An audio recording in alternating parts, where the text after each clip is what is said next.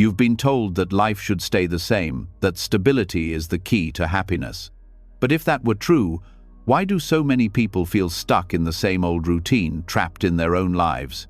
Why do we hold on so tightly to things, thinking they'll bring us peace, only to feel emptier when they change or slip away? The truth is, nothing stays the same. Change is the only constant, the only thing we can truly count on. And yet, we fight it, we fear it, we resist it. Buddhism teaches us a different way. Instead of running from change, it invites us to embrace it, to see it not as a threat, but as an opportunity to grow. Through Buddhist teachings, you'll learn to stop clinging to the past, to stop worrying about the future, and to live fully in the present. It's not about controlling life, but about learning to flow with it. Tonight, as you listen to these lessons, something inside you will shift. You'll begin to see that peace doesn't come from avoiding change, but from accepting it. The weight of resistance will start to lift, and with it, your mind will feel lighter. You'll wake up tomorrow not afraid of what's to come, but ready to embrace it, stronger, wiser, at peace with the inevitable. This isn't just another video about finding calm in chaos. This is about learning to dance with life's ever-changing rhythm. Are you ready? Let's begin. It's something we all experience, isn't it? That deep-rooted desire for stability, for certainty. The need to know that things in our lives will remain the same, unchanging, safe. We think that if we just keep things steady, if we can just avoid the unpredictable, we'll find peace.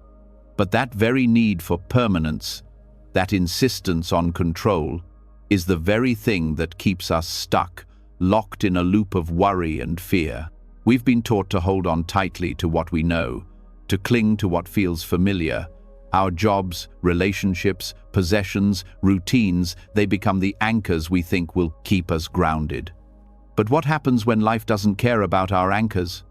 What happens when the things we thought would last forever begin to slip through our fingers, like sand on a windy day? The truth is, we can never hold on forever. And when we try, we only create our own suffering. Buddhism teaches us that the more we grasp at things, the more we become trapped in the illusion that things are meant to stay the same. This illusion is like a mirage, constantly shifting, always out of reach. The real lesson, the one that can set us free, is understanding that the only constant in life is change itself. That's the key to true freedom, accepting the impermanence of everything around us, instead of clinging to the idea that things should stay the same. Most of us are afraid of change because it challenges our sense of control. We find comfort in knowing what to expect, in creating a predictable world around us. But the truth is, we can't control everything, and we're not meant to. Holding on to the illusion of permanence is like building a house on sand. No matter how strong the walls seem, they're always vulnerable to the shifting tides of life. So, what if we let go of this need for certainty?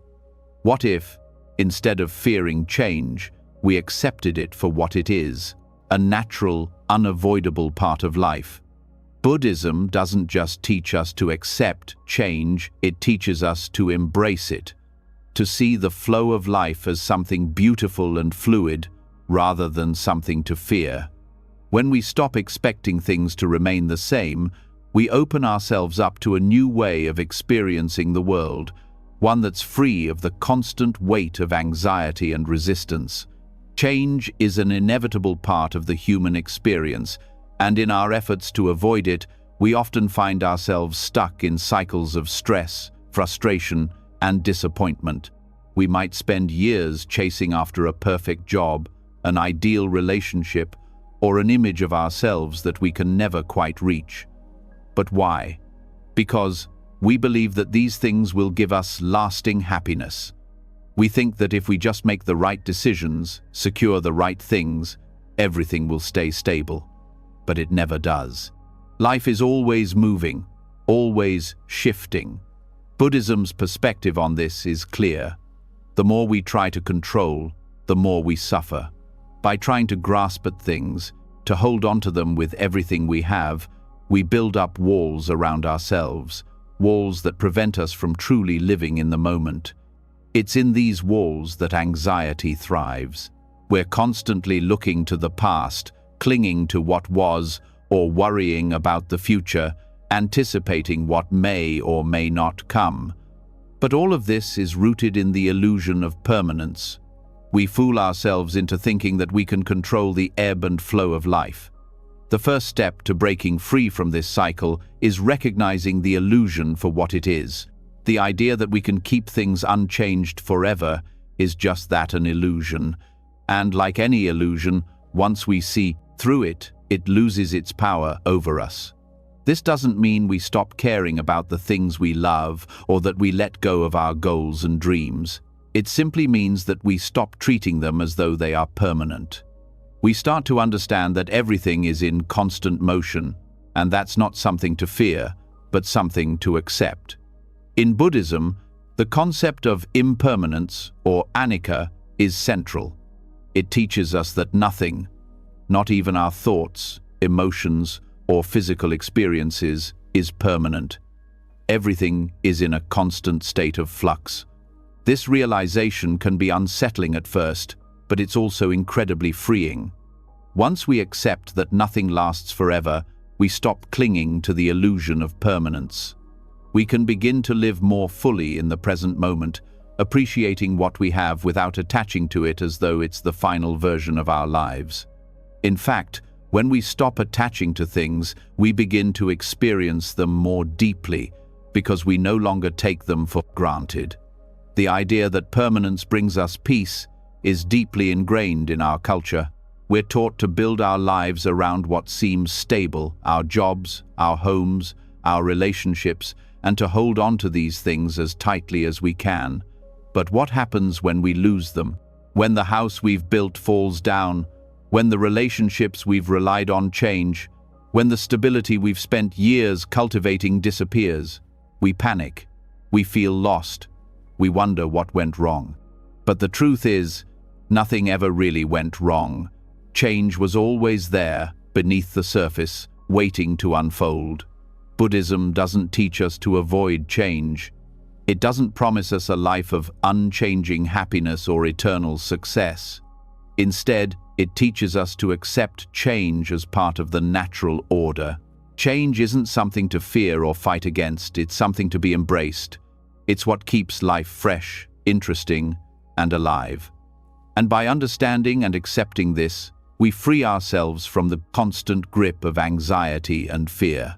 The process of letting go of the need for permanence is like shedding an old skin.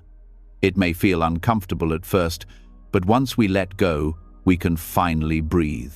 We realize that we don't need to control everything. We don't need to hold on to every moment, every experience, every person. Instead, we can let life unfold as it will, knowing that whatever comes will bring with it new lessons, new opportunities, and new possibilities. In our journey through life, we often encounter moments where change feels overwhelming, where the ground beneath us seems to shift without warning. But instead of resisting, we can begin to welcome these changes with open arms. We can learn to let go of our expectations and allow life to show us the path forward, step by step. The beauty of Buddhism lies in its simplicity. The more we accept the impermanence of life, the more peace we find.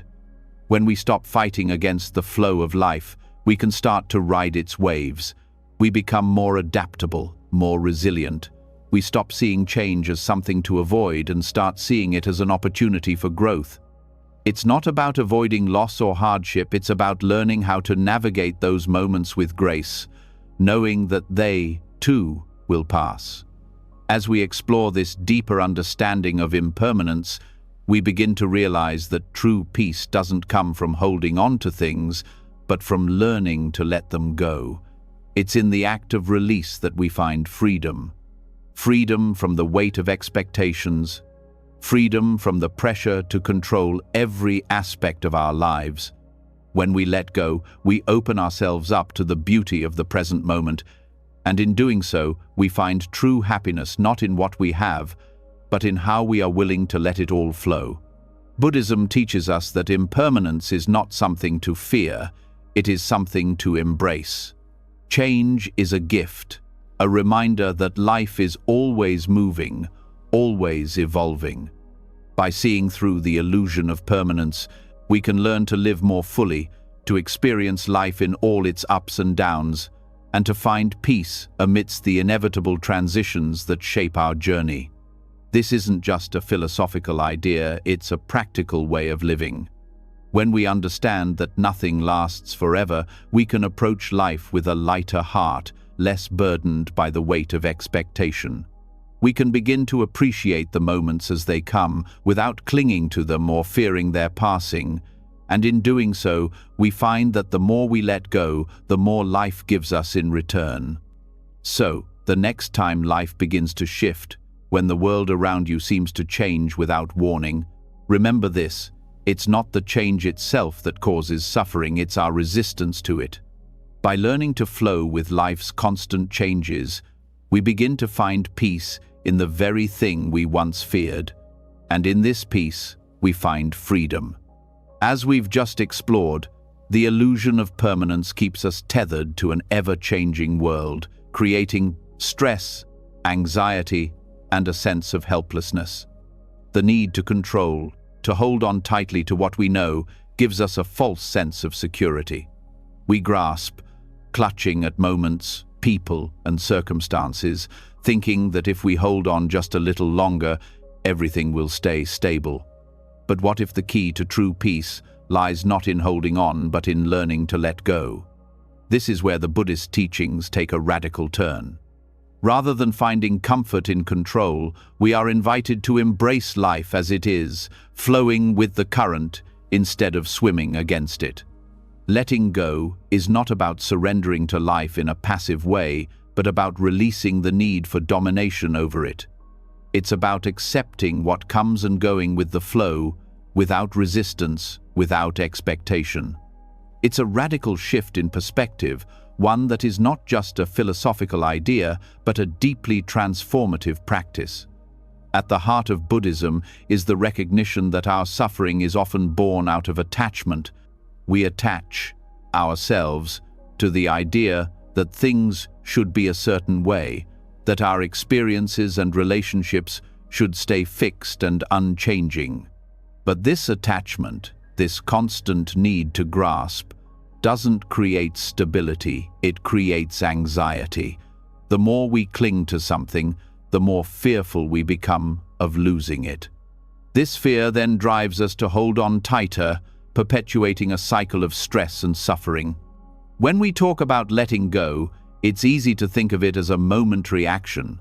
We let go of an object, a thought, or a desire. But Buddhism teaches us that letting go is a way of being. It's a mindset. It's an ongoing process of releasing our grip on the world's impermanence and accepting that we are not the ones who dictate the flow of life.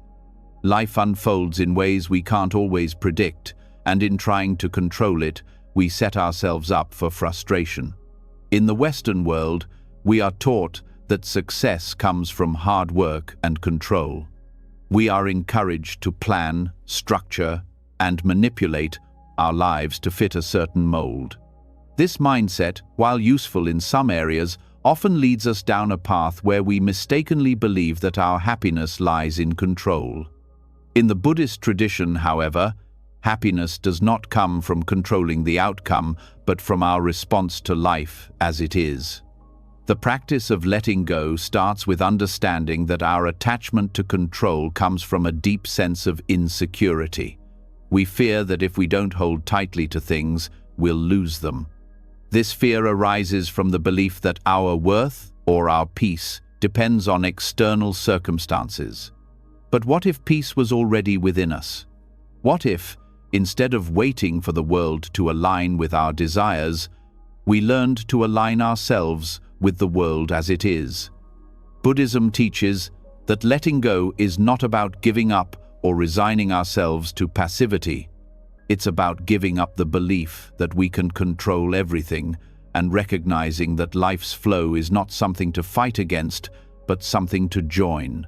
By letting go of the desire to control, we stop resisting the natural rhythms of life. We stop struggling against change and instead begin to move with it. This practice of letting go doesn't mean we become passive or indifferent.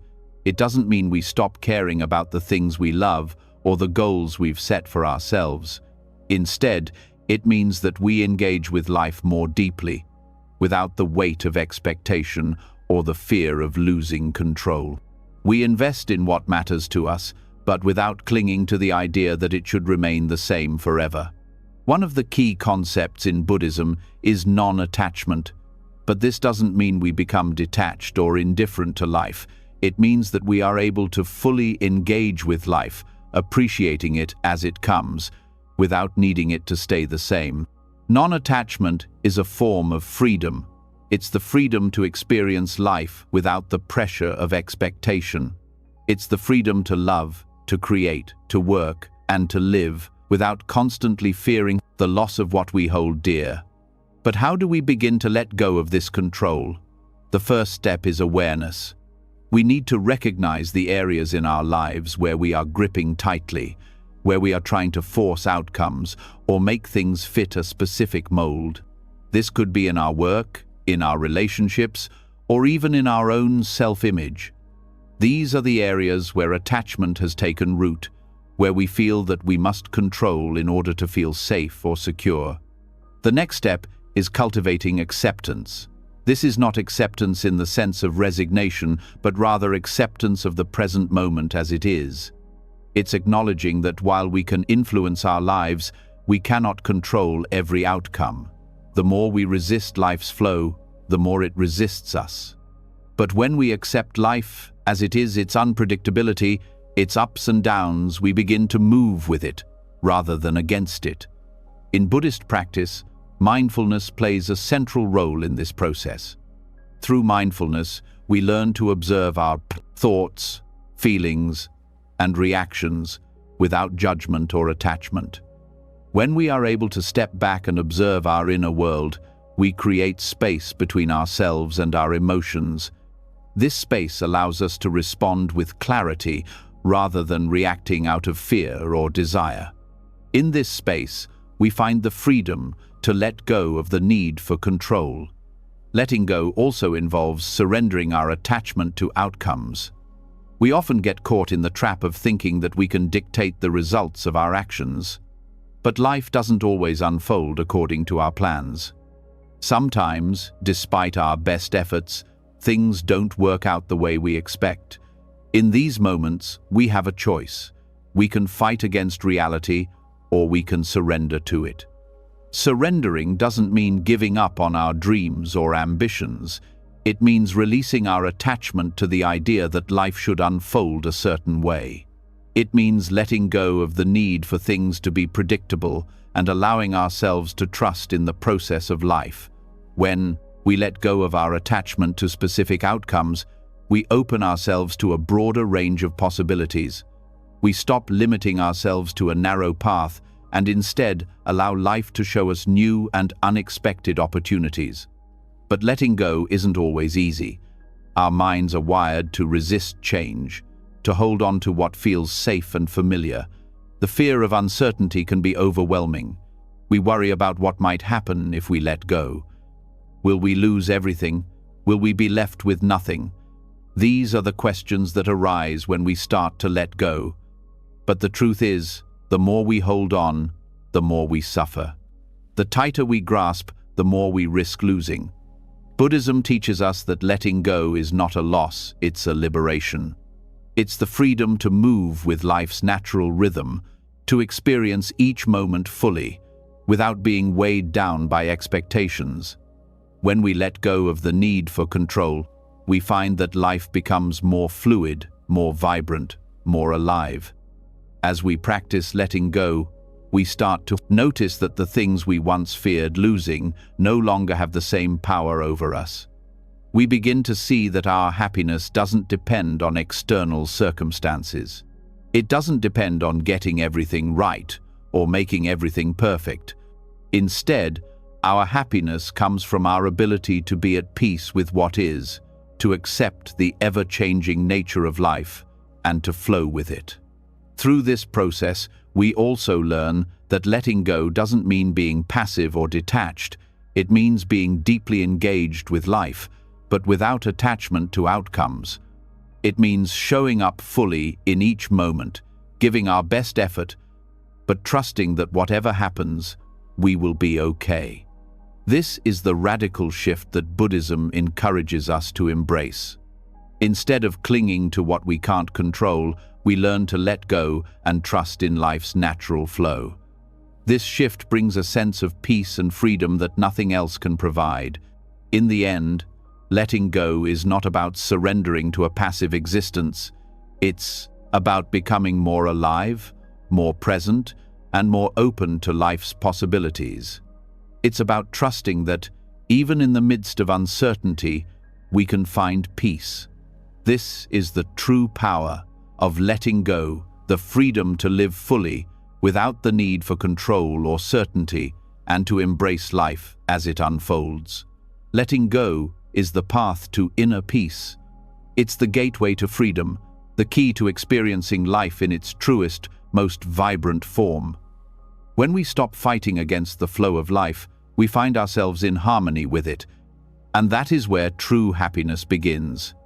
As we've just seen, the need to control and resist change can keep us trapped in a never-ending cycle of fear and anxiety.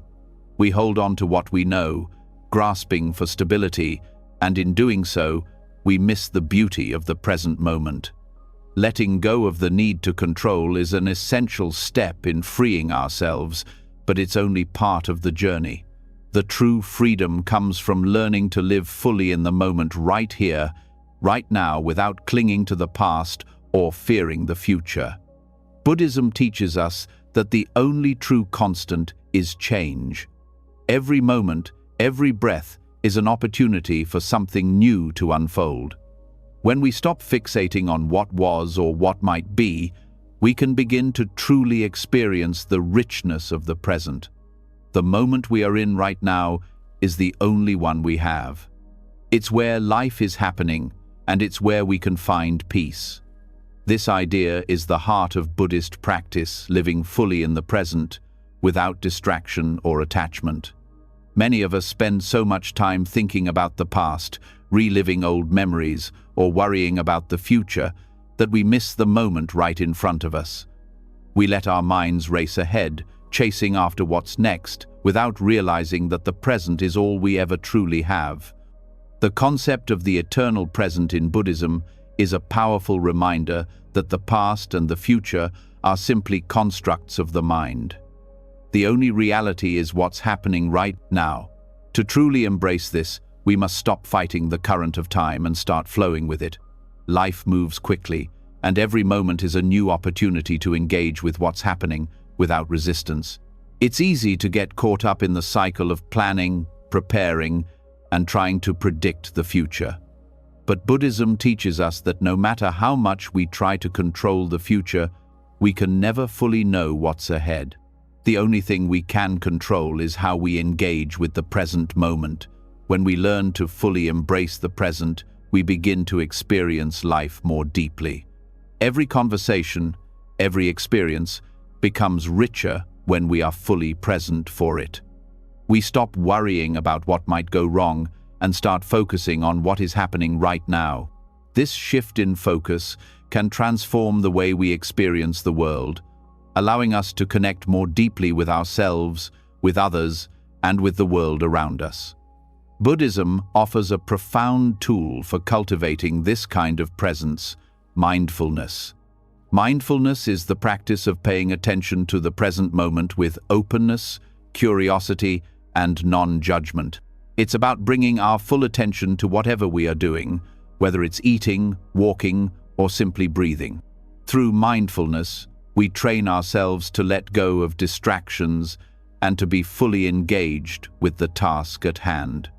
This practice of mindfulness is not about achieving perfection or getting it right. It's about embracing each moment as it comes, accepting it without judgment or expectation. Whether we are experiencing joy or pain, success or failure, mindfulness helps us stay grounded in the present. It reminds us that whatever we are experiencing is temporary, just like everything else in life.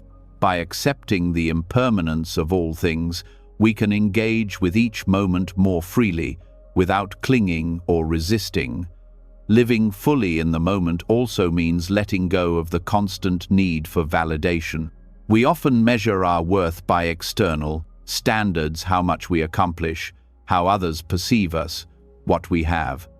But Buddhism teaches us that these external markers are fleeting. Our true value comes from within, from our ability to be present, to be compassionate, and to engage with the world from a place of inner peace. When we stop seeking approval from others or striving for external success, we can begin to find happiness in the present moment simply by being who we are. The power of the present moment is that it is always available to us. No matter what we are going through, we can always return to the now. This doesn't mean that we ignore the past or future. It simply means that we stop allowing them to dominate our experience. We can reflect on the past with gratitude and learn from it, but we don't need to dwell on it.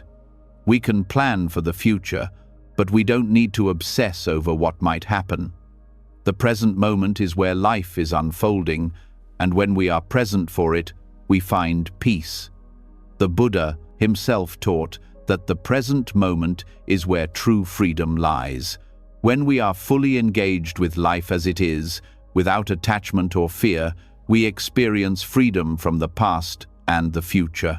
This is not a freedom that comes from controlling life, but a freedom that comes from accepting it. When we stop trying to change what is happening right now, we open ourselves to the possibility of deeper peace and joy.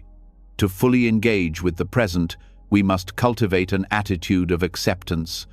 Life will always be in flux. People will come and go, circumstances will change, and things won't always go the way we expect. But instead of resisting this change, we can learn to accept it. Acceptance doesn't mean resignation. It means allowing things to be as they are, without trying to force them into a mold of our making. It means being okay with uncertainty, with not knowing what's next. When we accept the present moment, we stop fighting against the flow of life. Instead of struggling to control everything, we allow ourselves to flow with it. We become more adaptable, more resilient, and more able to handle whatever life throws our way. This is the essence of Buddhist wisdom, the ability to be fully present, fully engaged, and fully at peace, regardless of what is happening around us. The eternal present is not a passive state. It's an active engagement with life as it unfolds. It's about being awake, aware, and fully alive in each moment. It's about letting go of distractions and immersing ourselves in whatever we are doing, whether it's work, relationships, or simply enjoying a quiet moment to ourselves. When we embrace the present, we stop waiting for the next big thing to make us happy. Instead, we start to find joy in the here and now, knowing that this is all we truly have. Buddhism teaches that every moment is an opportunity for growth and transformation. Every moment, no matter how small, contains the potential for wisdom, compassion, and understanding. By fully embracing the present, we open ourselves up to these possibilities. We stop looking for happiness in the future and start experiencing it in the present. Living in the moment also means letting go of the need for perfection. We often resist the present because it doesn't look the way we think it should. We want things to be different, better, or more in line with our expectations. But Buddhism teaches us that perfection is an illusion. The present moment, with all its imperfections, is perfect exactly as it is. When we stop trying to force life to fit into a box, we can begin to see the beauty in its natural flow. By embracing the eternal present, we let go of the need for constant striving, We stop chasing after goals that we think will bring us happiness and start finding contentment in the present moment. This shift in mindset is revolutionary. Instead of constantly seeking something else, we start to appreciate what we already have. And in this appreciation, we find peace. Buddhism encourages us to live fully in the present, not just for our own peace of mind, but for the benefit of others as well. When we are present, we are able to connect more deeply with those around us. We listen more attentively, speak more kindly, and act with more compassion. Our presence becomes a gift to others, a reminder that we are all interconnected and that the present moment is where we can find true connection. When we stop resisting the flow of life, we begin to experience the fullness of our existence. We stop waiting for the perfect moment to arrive and start living in the moment that is here. The eternal present is where life is happening. And when we embrace it, we unlock the true potential of our existence. It is in the present moment that we find peace, joy, and freedom, not in the past, not in the future, but right here, right now. So, as we continue on this journey of acceptance and presence, remember that the only moment that truly matters is the one we're in. This is where we find our power, our peace, and our true selves. The present moment is not just where we live, it is where we grow, where we connect, and where we find the freedom to be. And once we realize this, everything else falls into place. The moment we stop trying to force life into a rigid mold, we start to see its true beauty, its flow, its rhythm, its movement. We've spent so much time thinking of life as a straight line, a path we must follow from point A to point B, that we forget it's more like a dance than a journey. Life isn't meant to be controlled or predicted. It's meant to be experienced, moment by moment, step by step. This shift in perspective is where true freedom begins. When we view life as a dance, fluid and ever-evolving rather than a fixed, unchanging path, we let go of the anxiety that comes with trying to control every step. No longer do we worry about the right way to move or where the next step will take us. Instead, we simply flow with the music of life, trusting that each movement is leading us exactly where we need to go. The notion that life is a fixed path often keeps us stuck, creating stress and confusion as we strive for outcomes that are beyond our control. We're taught that success follows a specific route, that happiness can be found at a particular destination, but that belief creates a narrow view of life. It's a mindset that keeps us on edge, constantly anxious about making the right decisions, staying on course, and reaching the end goal. However, when we begin to see life as a dance, the pressure of getting it right fades away. Instead of focusing on the destination, we start to embrace the movement itself, the twists, the turns, the pauses, and the shifts. It's in these moments of fluidity that we find our true rhythm. Buddhism offers us a way to approach life's ever-changing nature with grace and ease. Through the practice of mindfulness and acceptance, we are invited to stop resisting the rhythm of life and start moving with it. The fluidity of change doesn't have to be something we fear. It can be something we embrace.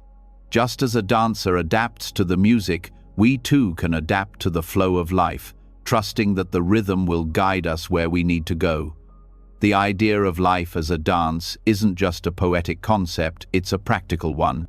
When we see life as something dynamic rather than something static, we open ourselves up to the beauty of each moment. We stop obsessing over where we should be and start enjoying where we are. Each step, each turn, becomes part of a larger pattern, a rhythm that moves us forward without the need for rigid control. This mindset helps us move through life with more ease. When we think of life as a path, we can become overwhelmed with the idea that we must follow it perfectly or risk going off course. But a dance doesn't have a fixed path. It has fluid movements that follow the music's lead. In the same way, life's changes are not obstacles to be avoided, but opportunities to follow the rhythm of change, no matter where it leads. In Buddhist teachings, this fluidity is reflected in the concept of anicca impermanence. Change is constant, and everything is in a state of flux. But rather than resisting or fearing this constant change, Buddhism teaches us to flow with it. When we accept the reality of impermanence, we stop trying to control every detail. Instead, we let life unfold, knowing that we will adapt as it does. This adaptability is the key to finding peace in the midst of uncertainty. One of the most liberating aspects of seeing life as a dance is that it frees us from the need to have everything figured out. In a dance, no one knows exactly what will happen with every step. There's an element of spontaneity, of surprise. And in life, there are moments that will take us by surprise too. But when we trust the dance, when we let go of the need to know every step in advance, we become more open to what life brings. We no longer live in constant anxiety about making the right decisions. We trust that whatever happens, we can adapt and move with it. This shift in thinking also helps us understand that life's challenges are not failures or mistakes. They are part of the dance. The missteps, the moments of confusion, the unexpected turns, all of these are part of the rhythm that moves us forward. A dancer doesn't stop when they miss a step, they flow with it, adjust, and continue. In life, we can do the same. Instead of resisting mistakes or setbacks, we can view them as part of the process. Moments that teach us how to move better, how to be more aware, and how to grow. In Buddhism, this idea is reinforced by the concept of non-attachment. We are not meant to cling to specific outcomes or to the way things should be. Life, like a dance, is constantly shifting. And when we try to hold on to a particular moment or goal, we create tension. We are not meant to force life into a particular shape. We are meant to move with it. This doesn't mean we don't have goals or intentions, but it means we hold them lightly. We move with life, adjusting as we go, instead of trying to make everything fit into a rigid structure. As we continue to see life as a fluid dance, we begin to notice how much more connected we feel to the present moment. When we let go of the need for perfection or control, we become more present in our lives. We experience life in a deeper, more fulfilling way because we are not always thinking ahead or holding on to what has passed. We are simply moving with life, moment by moment, step by step. One of the greatest gifts of this perspective is the peace that comes with letting go of resistance. When we stop fighting against the flow of life, we begin to experience more joy and freedom. The anxiety that often accompanies change starts to dissolve. Instead of fearing what's next, we begin to see change as an opportunity to grow, to adapt, and to become more in tune with life's rhythm. This idea of life as a dance is not just about finding peace in change, but also about finding joy in it. Dance is not just a way to move, it's a way to express ourselves. When we view life as a dance, we open ourselves to the possibility of self-expression in every moment. Each decision, each challenge, each experience becomes an opportunity to express who we are and how we move through the world. There's freedom in that, there's creativity, there's life. But just like in any dance, we must be willing to let go of perfection. A dancer doesn't get every move exactly right, and neither do we. Life is messy, unpredictable, and often imperfect. But when we let go of our attachment to perfection, we allow ourselves to be more spontaneous, more creative, and more alive. We let the music of life move us, and in doing so, we find a sense of rhythm that carries us through the most challenging moments. In the Buddhist tradition, the practice of mindfulness helps us tune into this rhythm. By staying present in the moment, we learn to feel the flow of life. Mindfulness teaches us to move with life's current, to notice the subtle shifts and changes, and to adjust without fear or hesitation.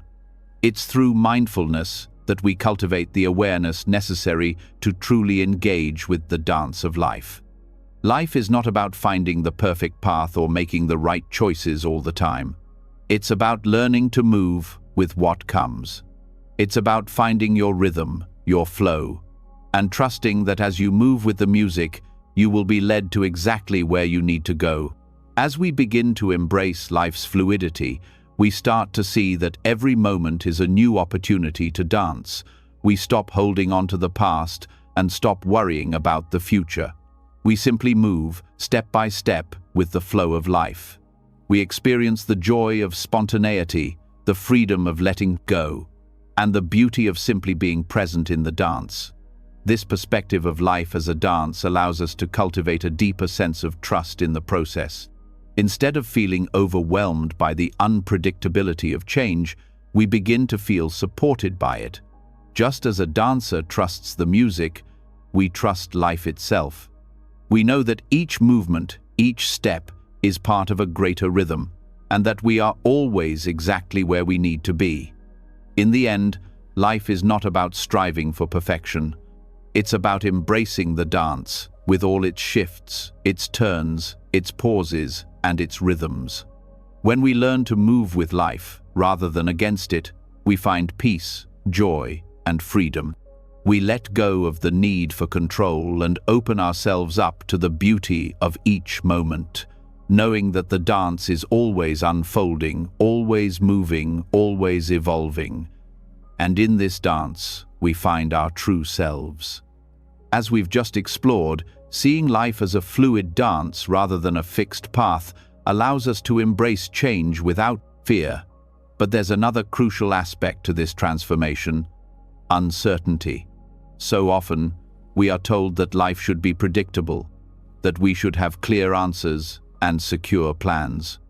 But what if the very thing we fear most, uncertainty, was actually the doorway to profound wisdom?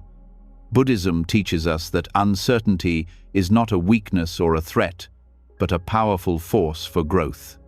The wisdom of not knowing opens our minds and hearts, allowing us to let go of rigid expectations and control. It's in the unknown, the spaces between what we think we understand and what is yet to be revealed, that true wisdom begins to unfold. When we let go of the need to have all the answers, we allow ourselves the freedom to learn, to grow, and to experience life with an open heart. So often, we get caught in the trap of needing certainty. We think that knowing the future or having a solid plan will bring us peace. But in reality, trying to control the unknown creates more anxiety, because it's simply impossible to predict what will happen. Life is fluid, unpredictable, and constantly changing. Trying to impose a rigid structure on this ever-shifting world only leaves us feeling more stressed, more fearful, and more disconnected from the natural flow of life. Buddhism teaches us that the key to peace lies not in knowing everything, but in accepting that we cannot know it all. The wisdom of not knowing invites us to step into the present moment with a sense of openness, curiosity, and acceptance. Instead of fearing the uncertainty of life, we are encouraged to embrace it. When we do, we release the pressure to have all the answers, and instead, we allow ourselves to experience life with greater clarity, compassion, and understanding. This shift in perspective begins with recognizing that uncertainty and impermanence are not obstacles to our happiness, they are essential parts of our journey. By accepting the ever-changing nature of reality, we open ourselves up to a deeper connection with life, one that is grounded in the present moment rather than in the fear of the future. When we resist uncertainty, we resist life itself. We try to control what is beyond our control, and in doing so, we build walls around our minds and hearts. But when we embrace uncertainty, we create space for wisdom to enter. We allow ourselves to live in the present, fully aware of the fleeting nature of all things, and this awareness brings us closer to the truth. Uncertainty forces us to let go of the need for control, which is often rooted in fear. Fear that things won't go as planned, fear that we will fail, fear that we are not enough. But by acknowledging that we cannot control everything, we free ourselves from these fears. We begin to see that failure is not the end, but part of the process of growth. We see that mistakes are simply opportunities for learning, and that every step along the way, whether forward or backward, is part of the unfolding path. In Buddhism, the idea of not knowing is not seen as a gap in knowledge, but as an invitation to open our minds and hearts to the present moment. It's through not knowing that we truly begin to understand. The more we cling to what we think we know, the more closed off we become to new possibilities. But when we release that attachment to certainty, we allow ourselves to experience life as it is, without the filter of preconceived ideas and judgments. This wisdom of not knowing also encourages us to be humble. The more we acknowledge that we don't have all the answers, the more we are able to learn from the world around us.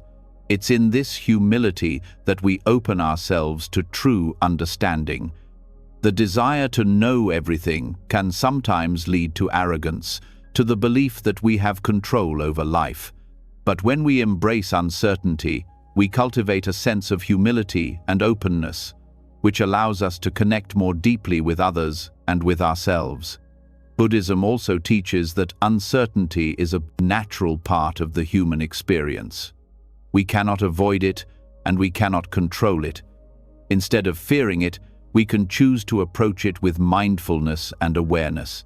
By being fully present in each moment, we can navigate uncertainty with clarity and compassion. We can embrace the unknown without letting it paralyze us, because we understand that life is not about having everything figured out, it's about learning and growing as we move through it. One of the key aspects of living with uncertainty is letting go of expectations. So much of our anxiety comes from the desire for things to be a certain way. We want to know the future, we want to control the outcome, we want to be sure of the path ahead. But life doesn't work that way. It's full of twists, turns, and surprises. The more we cling to expectations, the more we set ourselves up for disappointment. But when we release these expectations and allow life to unfold as it will, we free ourselves from the pressure of trying to control the outcome. We begin to trust that whatever comes, we can handle it. In embracing uncertainty, we also learn to appreciate the beauty of the present moment. So much of our suffering comes from either living in the past or worrying about the future. We get caught in a cycle of regret, fear, and anticipation, always looking backward or forward instead of focusing on the now. But when we accept the uncertainty of life, we are forced to let go of these distractions. We learn to focus on what is happening right now, knowing that this moment is all we truly have. This shift in focus allows us to experience life more fully. Instead of constantly striving for the next big thing, we begin to appreciate the small moments, the simple acts of living, the connections with others, the fleeting beauty of each day. When we stop trying to control everything, we can fully engage with the present, finding joy and wisdom in the process of life itself, not just in the end result. The wisdom of not knowing is also about cultivating a sense of peace amidst uncertainty. The more we embrace the unknown, the less we fear it. Instead of trying to predict what will happen, we learn to trust that we are capable of handling whatever comes our way. We trust in our own resilience, in our ability to adapt and learn from life's challenges. This trust comes from recognizing that uncertainty is not something to avoid, it's something to embrace as part of our growth. In Buddhism, this trust is built on the understanding that everything is interconnected. We are not isolated beings trying to navigate life alone. We are part of a vast, ever-changing web of existence, And in this interconnectedness, we find strength. We know that no matter what happens, we are not alone. Life is constantly unfolding, and we are part of that unfolding. The uncertainty we face is not something separate from us, it is part of the natural flow of life, and we are part of that flow. Living with uncertainty also helps us develop greater compassion. When we let go of our need to know everything, we become more open to others and their experiences. We understand that everyone is navigating their own uncertainty, their own challenges, and this creates a sense of empathy and connection. Instead of judging others or trying to fix their problems, we learn to be present with them, to listen, and to offer support without trying to control the outcome.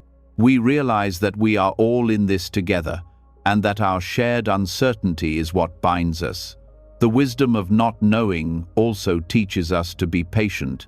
In a world that values instant gratification, it can be difficult to sit with uncertainty. We want answers now. We want results immediately. But Buddhism teaches us that wisdom grows over time, and that patience is an essential part of the process. By sitting with uncertainty, we learn to trust that answers will come when the time is right, and that we don't need to rush the process. This patience is not passive, it's active acceptance. It's the ability to stay engaged with life, even when the future is unclear. It's about trusting that every moment is leading us toward deeper understanding, even if we can't see the full picture yet. Patience allows us to move through life without forcing things to happen. It helps us to let go of the need for certainty and to trust that everything is unfolding as it should. As we continue to explore the wisdom of not knowing, we begin to see that uncertainty is not something to fear, but something to embrace. It is in the unknown that we find the space for growth, for learning, and for true wisdom. By letting go of the need for control and certainty, we open ourselves to a deeper connection with life and with each other. And in that openness, we find peace. Life will never be fully predictable, and the more we try to make it so, the more we suffer. But when we embrace uncertainty, we allow ourselves to live more fully, to learn from each moment, and to trust that we have everything we need to navigate whatever comes our way. Uncertainty is not the enemy, it is the gateway to deeper wisdom, compassion, and understanding. And when we open ourselves to it, we open ourselves to the fullness of life. As we've seen, the wisdom of not knowing unlocks the door to deeper understanding and growth. It's through embracing uncertainty that we can open ourselves to the beauty and lessons that life's constant changes offer. But how do we move through this unpredictable world with grace? How do we find peace amidst the chaos, especially when everything around us is in a state of flux? The answer, as Buddhism teaches us, lies in mindfulness and meditation practices that ground us in the present moment and help us ride the waves of change without being overwhelmed by them. Life doesn't stop moving, and the more we try to hold on to stability, the more we increase our anxiety. But when we learn to navigate in change instead of resisting it, we can find a sense of calm amidst the turbulence. The Buddhist practices of mindfulness and meditation are tools that help us do just that. They allow us to fully engage with the present moment, without being swept away by the forces of change or the worries of what might come next. Mindfulness is the practice of paying full attention to the present moment without judgment. It sounds simple, but it's powerful. By focusing on the here and now, we learn to step outside the mental chatter that often drags us into the past or the future. In this state of awareness, we begin to see the transient nature of all things. We recognize that everything, our thoughts, our emotions, our experiences, is in constant flux. And when we accept that change is inevitable, we begin to flow with it rather than fight against it. Mindfulness helps us understand that change isn't something we need to fear. Instead, it's a natural part of life that we can learn to navigate with ease. Every moment that we experience is part of the greater rhythm of life, By practicing mindfulness, we become more attuned to this rhythm and develop the ability to move with it. Instead of feeling overwhelmed by the waves of change, we learn how to ride them, just like a surfer learns to balance on the water. With practice, we begin to feel more at peace with the natural ebb and flow of life. Meditation, too, plays a crucial role in embracing life's flux. When we sit in meditation, we create space to observe our thoughts and feelings without getting caught up in them. The process of sitting with our emotions, instead of reacting to them, teaches us to let go of attachment. We begin to see that our thoughts and feelings are not permanent. They come and go, just like the waves on the ocean. This realization is liberating. We no longer need to control our emotions or push them away. Instead, we can simply allow them to arise, acknowledge them, and then let them pass. Through regular meditation practice, we develop a deeper understanding of impermanence, the Buddhist concept that all things are constantly changing. This understanding is essential for cultivating peace amidst life's flux. When we can see that everything, both pleasant and unpleasant, is in a state of change, we stop clinging to moments of happiness or avoiding moments of discomfort. We learn to accept both joy and sorrow, knowing that each will pass in its own time. This acceptance of change brings peace, as we no longer feel the need to control what is beyond our control. In Buddhism, this practice of mindfulness and meditation is not just about cultivating inner peace for ourselves. It's about developing the wisdom and compassion to help others navigate the waves of change as well. When we learn to be present with our own emotions and experiences, we become more attuned to the experiences of others. We develop a sense of empathy as we recognize that others are also facing their own struggles with change. This shared understanding creates a bond, reminding us that we are all interconnected in the dance of life's impermanence. One of the greatest benefits of mindfulness and meditation is the way they help us become less reactive to life's challenges. Instead of being swept away by the intensity of our emotions or the unpredictability of the world around us, we develop a sense of spaciousness within ourselves. This inner space allows us to observe our experiences without judgment, giving us the clarity to respond to life's changes with wisdom and compassion. When we are mindful, we are not controlled by our fears or desires. We begin to see that our worries about the future or our regrets about the past are simply thoughts that come and go. By observing them without attachment, we can create distance between ourselves and our mental patterns. This distance allows us to respond to the present moment with a calm mind, free from the grip of anxiety or frustration. The practice of mindfulness also teaches us to be fully engaged in whatever we are doing, no matter how small or mundane. Whether we are eating, walking, or simply breathing, mindfulness allows us to be present in every moment. This practice helps us to stop rushing through life, constantly looking for the next thing. Instead, we learn to savor the richness of the present moment, no matter what it holds. Life becomes less about achieving or attaining, and more about experiencing and being. One of the greatest challenges in life is accepting the things we cannot change. We often find ourselves struggling against situations that are beyond our control, trying to make them fit into our vision of how they should be. But mindfulness helps us to let go of this struggle. It teaches us that, just as we cannot control the weather or the tides, we cannot control everything in our lives.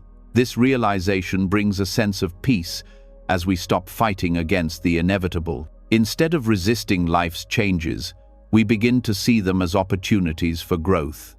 Mindfulness teaches us to be fully present in whatever comes our way, knowing that each experience is an opportunity to learn and evolve. Whether we face challenges or moments of ease, each one carries wisdom if we are open to it. This openness is the key to living with peace amidst life's flux. As we embrace the fluidity of life, we also learn to let go of our attachment to outcomes. So much of our stress comes from the desire to control the future, to make things turn out the way we want them to.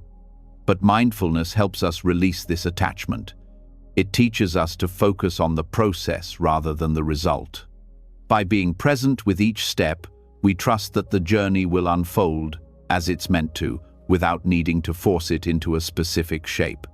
Buddhism's approach to embracing change through mindfulness and meditation also helps us cultivate patience. Life doesn't always unfold according to our timeline. Sometimes, things take longer than we expect, or they don't turn out the way we planned.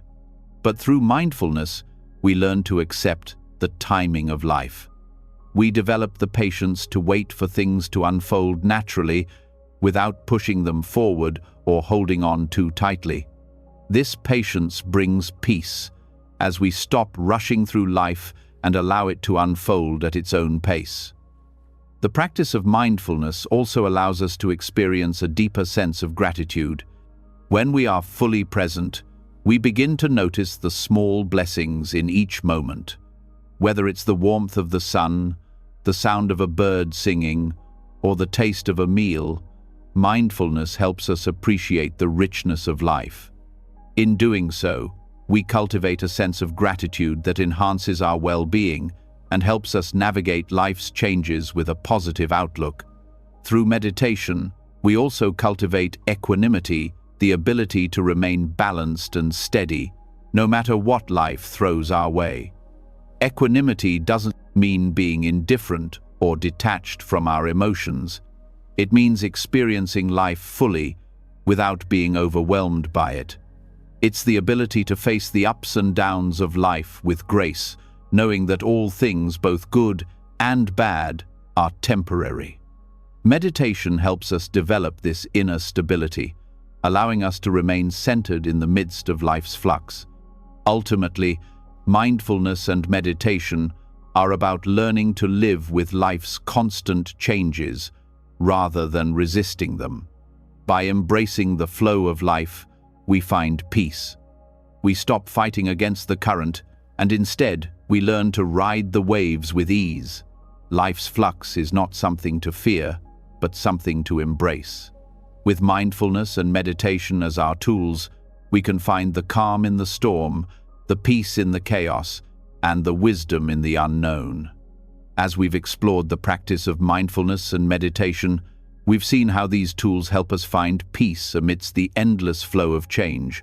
But even with the best practices, life inevitably brings suffering. No matter how much we try to control our environment, pain, loss, and hardship are unavoidable parts of the human experience. But what if we could shift how we view suffering? What if, instead of seeing it as something to avoid or endure, we began to see it as a form of change, an opportunity to grow and transform? Buddhism offers a radically different perspective on suffering. Rather than treating it as a fixed state or something that simply happens to us, Buddhism teaches us to view suffering as something fluid, something that shifts and changes. When we allow ourselves to experience pain fully, without resistance, it can lead to deeper wisdom, understanding, and ultimately transformation. This is a transformative way of thinking. We live in a world that often tries to protect us from pain, to minimize suffering, and to offer quick fixes for everything that ails us. But in Buddhism, suffering is not something to be fixed or avoided at all costs. It is part of life, part of the human condition. When we resist suffering or try to escape from it, we create more suffering for ourselves. But when we accept it, when we embrace the reality of pain, we begin to understand its true nature, and in that understanding, we find the key to our liberation. Buddhism teaches that suffering arises from attachment to things, to people, to ideas, and even to our own desires and expectations. We cling to what we think should be, and when those things change or disappear, we experience pain. But if we understand that everything is impermanent, we can begin to see suffering not as a punishment or a tragedy, but as an inevitable part of life's flow. Instead of fighting against it, we can flow with it, knowing that just as all things change, so too will our pain. Suffering is not a one-time event. It's a process, a cycle that comes and goes. What makes it so difficult to navigate is our attachment to it. We identify with our suffering. We believe it defines us, and this identification makes the pain feel permanent. But Buddhism offers a radical shift. By learning to detach from the labels we place on our suffering, we can begin to see it for what it truly is, a moment in time that will pass. This understanding doesn't make suffering any less real, but it gives us the space to experience it without being consumed by it. When we experience suffering, it often feels like we are stuck in it. We become overwhelmed by the pain, and it becomes difficult to see beyond it. But the Buddhist approach to suffering encourages us to step back and observe it. Instead of reacting to it with resistance or judgment, we can sit with it, observe its impermanence, and allow it to transform. Just as clouds move across the sky, so too does our suffering shift and change. When we allow it to, suffering can become a teacher, guiding us toward greater self-awareness, compassion, and wisdom. The Buddhist practice of mindfulness is essential in this process. Mindfulness teaches us to be fully present with whatever arises, whether it is joy, anger, love, or pain.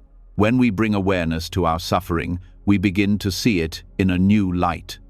We realize that suffering is not something separate from us, but a part of our human experience. Through mindfulness, we can see the pain clearly, without judgment or attachment. We can allow it to pass, without clinging to it or running away from it. This is where meditation becomes powerful. In meditation, we practice sitting with our thoughts and emotions without getting swept away by them. This practice of observing without reacting allows us to build resilience. We learn that just as thoughts come and go, so do our emotions, including pain.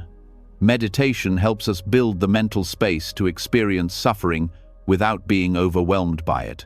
Through consistent practice, we come to understand that pain does not define us. It's simply a passing experience, just like any other.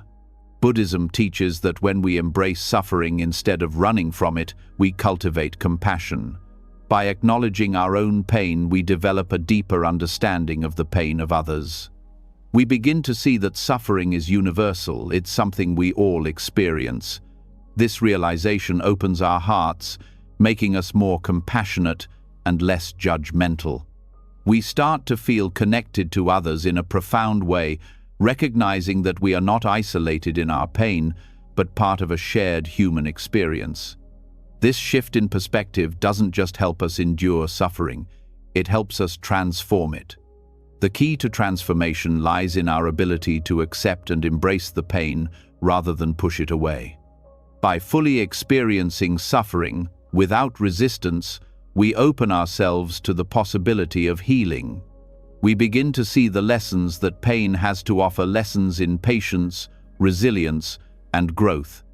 Suffering, in this sense, becomes an opportunity for transformation rather than something to be avoided at all costs. The teachings of dukkha, or suffering, are at the core of Buddhism. The Buddha taught that suffering is an intrinsic part of life, but he also taught that it is not permanent. By following the path of mindfulness, meditation, and non-attachment, we can transcend the suffering that arises from our desires and attachments. We can experience pain, but we do not have to be consumed by it. The key is to understand that suffering is not something that happens to us, it's a part of the process of life, and by accepting it, we gain the wisdom to navigate it. When we allow suffering to pass through us without clinging to it or resisting it, we create space for healing. Healing doesn't happen by avoiding pain, it happens by fully engaging with it. We don't need to run from our emotions, we can face them head-on, allowing them to teach us about ourselves. Through this process, we move from a place of victimhood to a place of empowerment. We realize that we are not helpless in the face of suffering. Rather, we have the power to choose how we respond to it. As we practice embracing suffering, we begin to understand that pain, like everything else, is impermanent. It doesn't last forever. The more we allow it to move through us, the more we realize that it is not something that defines us. We are not our suffering. We are not our pain. We are simply human, experiencing the natural ebb and flow of life's challenges. And through this experience, we gain wisdom and insight that would not be possible without the presence of suffering. The transformation of suffering in Buddhism is not about eliminating pain. It's about learning to navigate it with grace and awareness. Instead of resisting the discomfort, we learn to observe it, to be present with it, and to let it go when it has passed its course. Through this process, we develop a deep sense of inner peace and freedom. We no longer see suffering as something to fear or avoid. Instead, we see it as a catalyst for personal growth, a path to greater understanding and compassion. Buddhism encourages us to see suffering as a gift, not because it feels good, but because it opens the door to transformation. It is through our pain that we can begin to develop the qualities that lead to deeper wisdom, patience, resilience, compassion, and mindfulness. When we embrace suffering in this way, it no longer has power over us. We can move through it with awareness and grace, knowing that, like everything else, it too will pass. The path to embracing suffering is not easy, and it takes practice. But by integrating these teachings into our daily lives, we begin to see that suffering is not something we need to fear or avoid. It is simply part of the flow of life. And when we accept it with an open heart, we unlock the potential for deep transformation. Instead of seeing suffering as something that diminishes us, we begin to see it as something that shapes us, refines us, and ultimately leads us to a deeper understanding of ourselves and the world around us. As we've seen, embracing suffering doesn't mean resigning ourselves to a life of pain, but rather understanding that it is part of the ever-changing landscape of our existence. In Buddhism, we learn not to avoid or escape our discomforts, but to face them with awareness and wisdom. However, there is another crucial aspect to navigating life's challenges that Buddhism offers, which is the deep and often uncomfortable acceptance of uncertainty.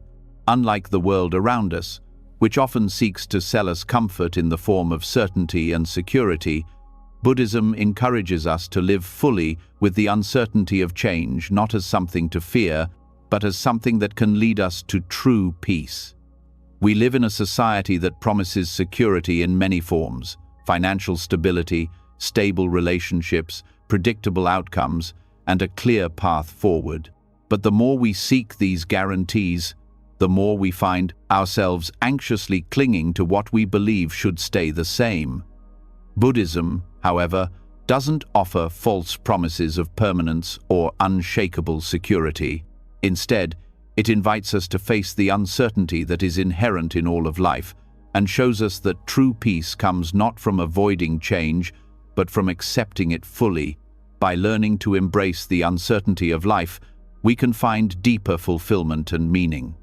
At first glance, the Buddhist approach to uncertainty may seem unsettling. After all, we've been taught that certainty brings comfort, and that the more we control, the less we have to worry. But Buddhism teaches that this search for control is the root of much of our suffering. The more we cling to the idea that life should be predictable, the more frustrated we become when things inevitably change. In reality, nothing in life is certain, and the sooner we accept this, the sooner we begin to experience true freedom. Buddhism offers us the tools to live with uncertainty, not by forcing us to ignore it or pretend it doesn't exist, but by teaching us to stay present with it.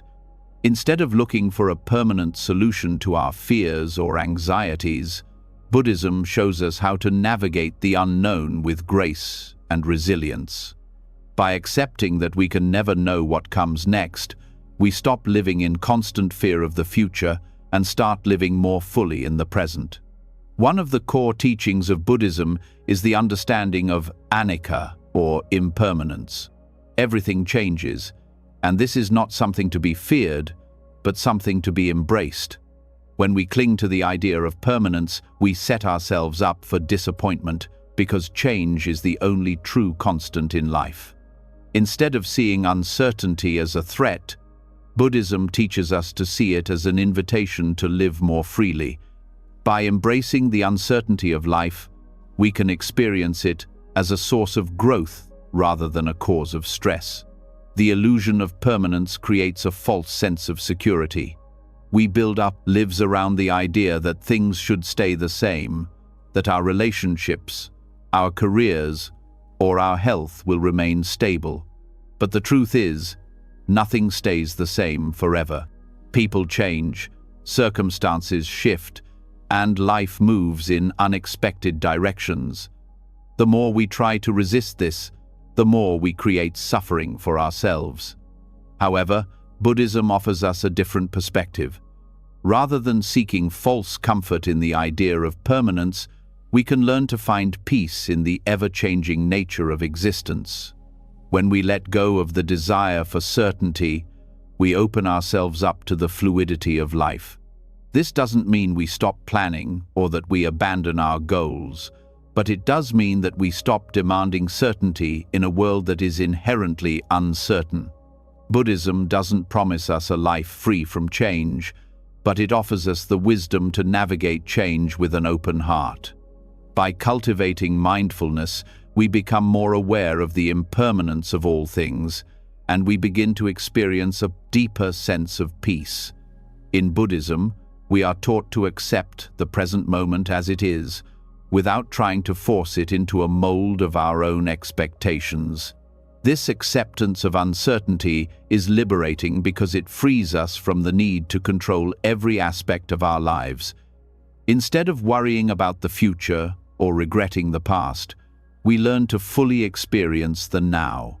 This acceptance of uncertainty helps us to live with greater resilience because we stop reacting to change with fear or resistance. We begin to approach life with curiosity and openness, ready to learn from whatever comes our way. The Buddha himself acknowledged the uncertainty of life when he spoke about the nature of suffering and the impermanence of all things. He did not promise that life would be free from challenges or discomfort, but he offered a path for transcending the suffering that arises from our attachments to things that inevitably change. The Four Noble Truths, which lie at the heart of Buddhist teachings, guide us through the reality of suffering, showing us how to navigate life's unpredictability with wisdom and compassion. Buddhism also teaches us about the importance of detachment, not as a way of distancing ourselves from life, but as a way of freeing ourselves from the need for permanence. Attachment to people, things, or outcomes creates suffering because we want them to stay the same. When we stop attaching ourselves so strongly to the idea that life should remain static, we create space for more fluidity and peace. Letting go of attachment doesn't mean we stop caring or stop working toward our goals. It simply means that we stop clinging to outcomes and are willing to accept whatever happens. Living with uncertainty also means accepting the reality of change in our relationships. Relationships, like all things, are in constant flux. People grow, evolve, and sometimes drift apart. The more we try to control or hold on to people, the more we risk suffocating the relationship. But when we embrace the uncertainty of change in relationships, we can experience greater freedom and authenticity. We stop trying to keep things the way they were and instead allow them to evolve naturally. Buddhism also offers a path to living with uncertainty through the practice of sati, or mindfulness. Mindfulness helps us cultivate awareness of the present moment and reduces our tendency to worry about what might happen next. By practicing mindfulness, we train ourselves to observe our thoughts and feelings without judgment or attachment. We become more aware of the fluctuations within us and around us, and we begin to see that nothing stays the same. This awareness allows us to move through life with more ease and less fear, because we understand that change is not something to fight but something to flow with. This practice of mindfulness also helps us understand the impermanence of our own emotions. Just as our thoughts and external circumstances change, so too do our emotional states. When we let go of the need for emotional permanence, we stop getting overwhelmed by our feelings. Instead of clinging to joy or avoiding discomfort, we begin to experience our emotions as transient, recognizing that they, too, will pass. This shift in perspective helps us live with more emotional balance, because we no longer identify so strongly with our feelings. In Buddhism, the key to living with uncertainty is cultivating right view, the understanding that all things are interconnected and subject to change. When we accept this reality, we can stop seeking false comfort in the idea that we can control life's outcomes. Instead, we can start living with a deeper sense of trust, knowing that uncertainty is not something to fear, but a natural part of the human experience. We don't need to know everything. We don't need to have all the answers. By accepting that we live in an unpredictable world, we create space for greater peace and fulfillment. Rather than offering us false promises of security, Buddhism encourages us to embrace the unpredictability of life. It doesn't ask us to abandon our desire for stability, but it asks us to stop believing that stability is something we can control. When we stop expecting life to be predictable, we can begin to appreciate it for the dynamic, ever-changing experience it is. This doesn't mean we become passive or indifferent. On the contrary, it means we become more engaged with life, more open to its twists and turns, and more accepting of the beauty that comes from uncertainty. Buddhism's approach to uncertainty is a call to stop clinging to false promises of permanence and security. It teaches us that peace does not come from control, but from acceptance of life's fluid nature. When we embrace uncertainty, we let go of the fear of the unknown and begin to experience life as it truly is, constantly changing, always evolving, and always offering new opportunities for growth. In this acceptance, we find true peace.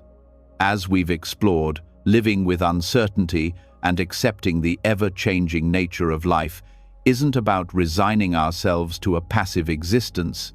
It's about embracing life as it unfolds and finding peace within its fluidity. However, there's another essential step in this process: understanding the role attachment plays in our suffering. Attachment is one of the main reasons we struggle with change. We attach ourselves to things, people, and even ideas, believing that these things provide us with stability and security.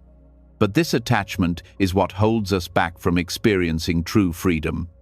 The more we cling to, the more we risk losing, and the more we experience suffering.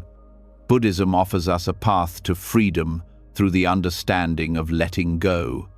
Attachment isn't just about clinging to objects or material things. It goes much deeper.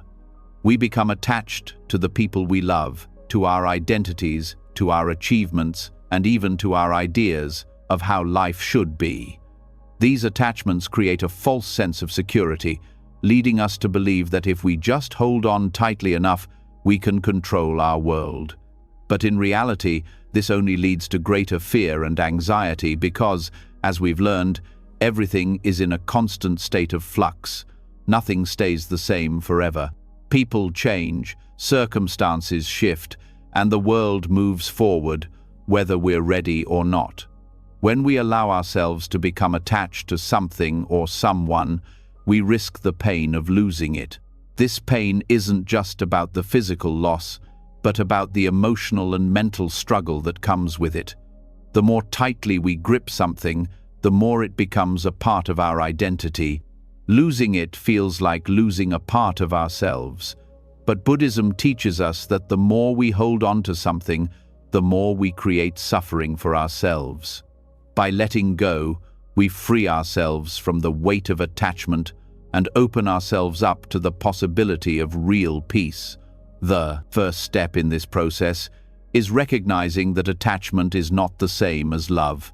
We often confuse the two, thinking that to love someone or something means we must hold on tightly, ensure it's protected, and never let it go. But this kind of attachment is rooted in fear, the fear of losing what we value most. True love, according to Buddhism, is not about control. It is about freedom. It's about allowing the person or thing to exist as it is without trying to make it fit into our rigid expectations. True love does not bind. It liberates. When we stop seeing attachment as a form of love, we begin to see how attachment actually limits our experiences. Attachment comes from the belief that we can control or possess something, that it will give us stability. But this stability is illusory. The more we attach to something, the more we become fearful of losing it. We become so focused on holding on to what we love that we forget to appreciate it for what it is. This need for control prevents us from fully experiencing the moment and enjoying life as it is. Buddhism teaches that everything is impermanent, and when we understand this, we see that attachment to anything is an illusion. When we let go of the need to control, we begin to embrace the beauty of impermanence. Letting go doesn't mean we stop caring or that we become indifferent. It means we stop living in constant fear of loss. We begin to love without expectation, allowing things to be as they are, without trying to mold them into something they're not. By letting go, we also free ourselves from the constant cycle of craving and clinging. Craving is the root of attachment. We crave people, possessions, experiences, and ideas because we believe they will make us happy, bring us security, or give our lives meaning. But the more we crave, the more we are dissatisfied. No matter how much we gain, there's always something more to desire, and each time we reach for something, we tighten our grip on it, setting ourselves up for disappointment. Buddhism teaches that the path to freedom is not through acquiring more, but through letting go of the things that bind us. When we stop grasping at desires, we stop creating new attachments. We learn to live with what we have, appreciating it for what it is, rather than always striving for something else. In this process of letting go, we experience true liberation because we are no longer driven by the need to fill an empty space within us. Instead, we learn to embrace the fullness of the present moment. Letting go of attachment also means letting go of the stories we tell ourselves about who we are. So often, our sense of self is tied up in our possessions, relationships, and achievements. We identify with what we own or the roles we play in others' lives. But Buddhism teaches us that this sense of self is not fixed, it is constantly changing. When we let go of the attachments to these identities, we begin to experience life as it is, without the need to label it or define it. One of the most difficult attachments to release is our attachment to the past.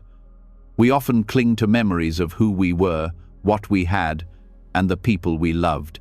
These memories become part of our identity, and we hold on to them because they provide a sense of continuity and comfort.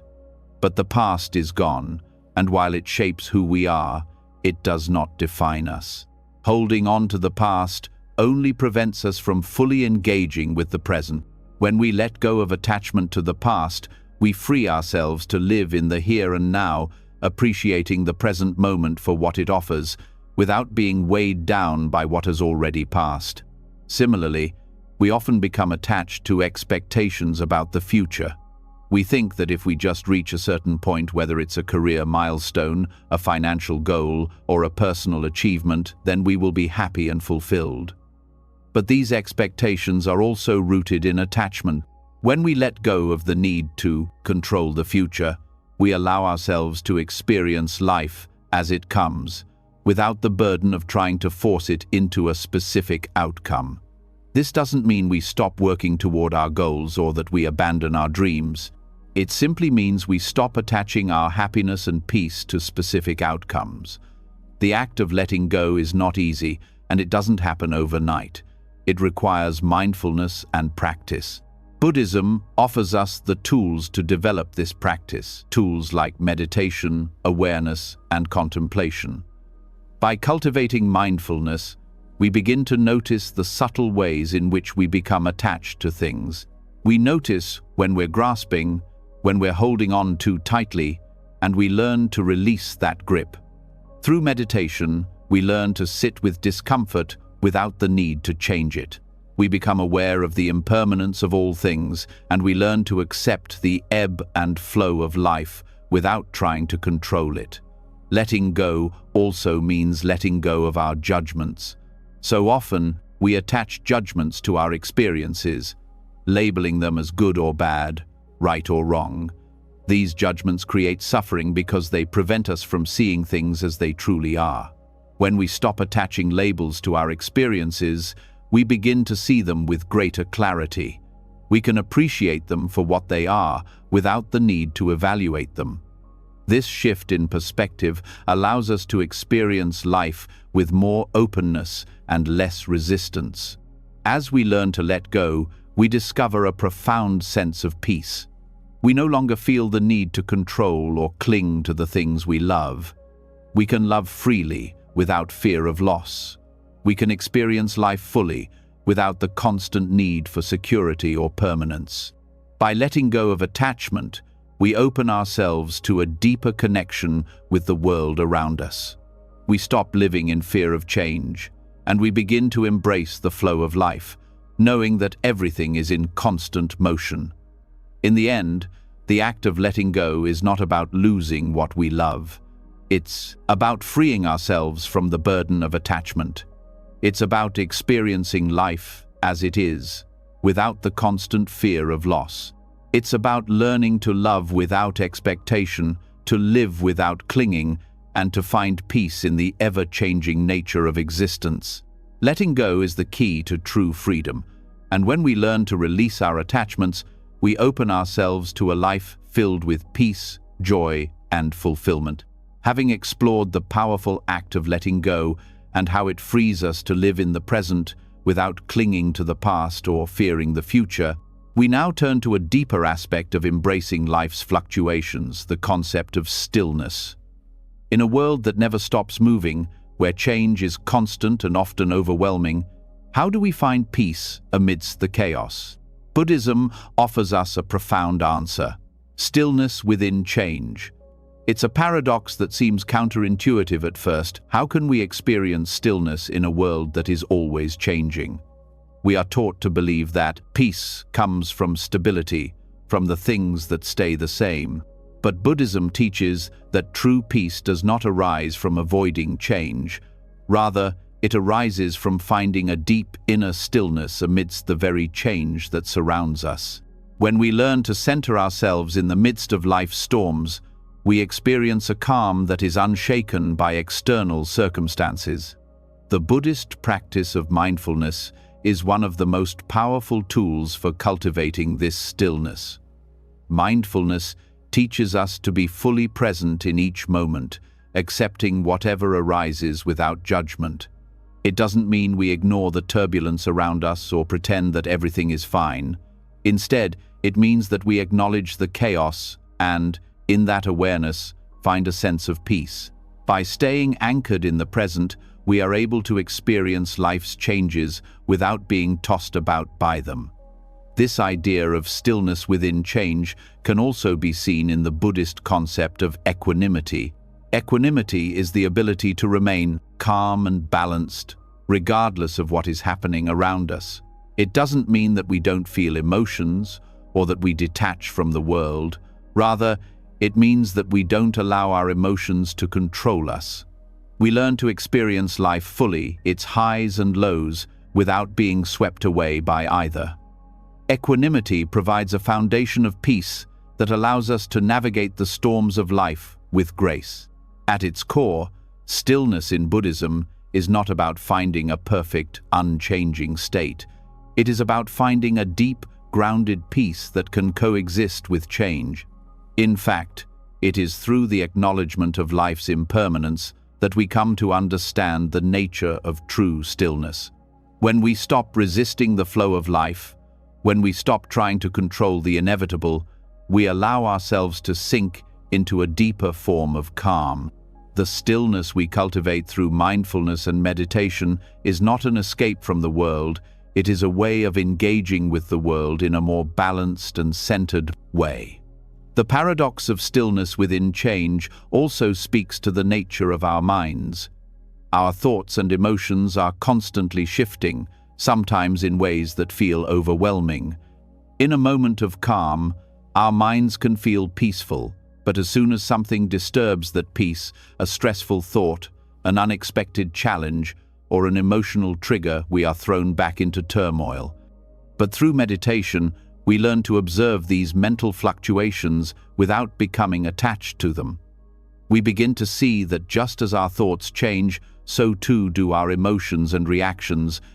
The key is not to try to stop these changes from happening, but to cultivate the awareness to see them clearly and respond from a place of calm rather than reactivity.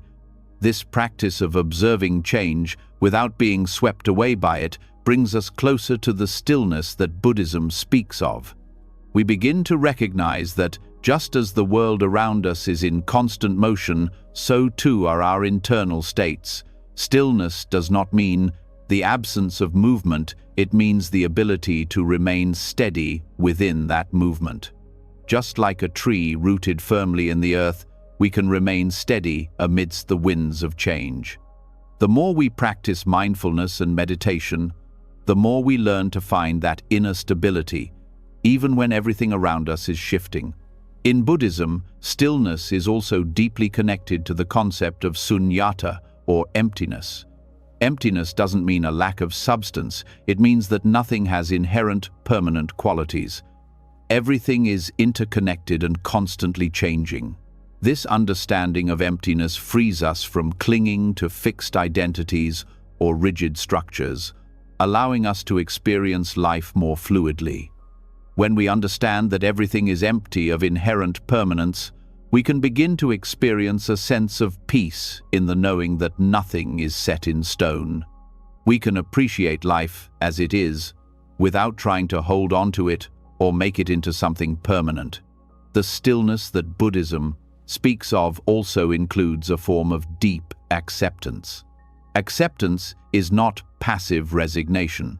It is an active, conscious decision to engage with life's challenges as they come, without resistance. When we accept the impermanence of everything, we stop fighting against change.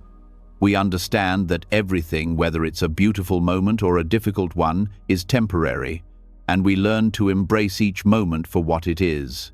In this acceptance, we find a profound stillness that is not disturbed by the ups and downs of life.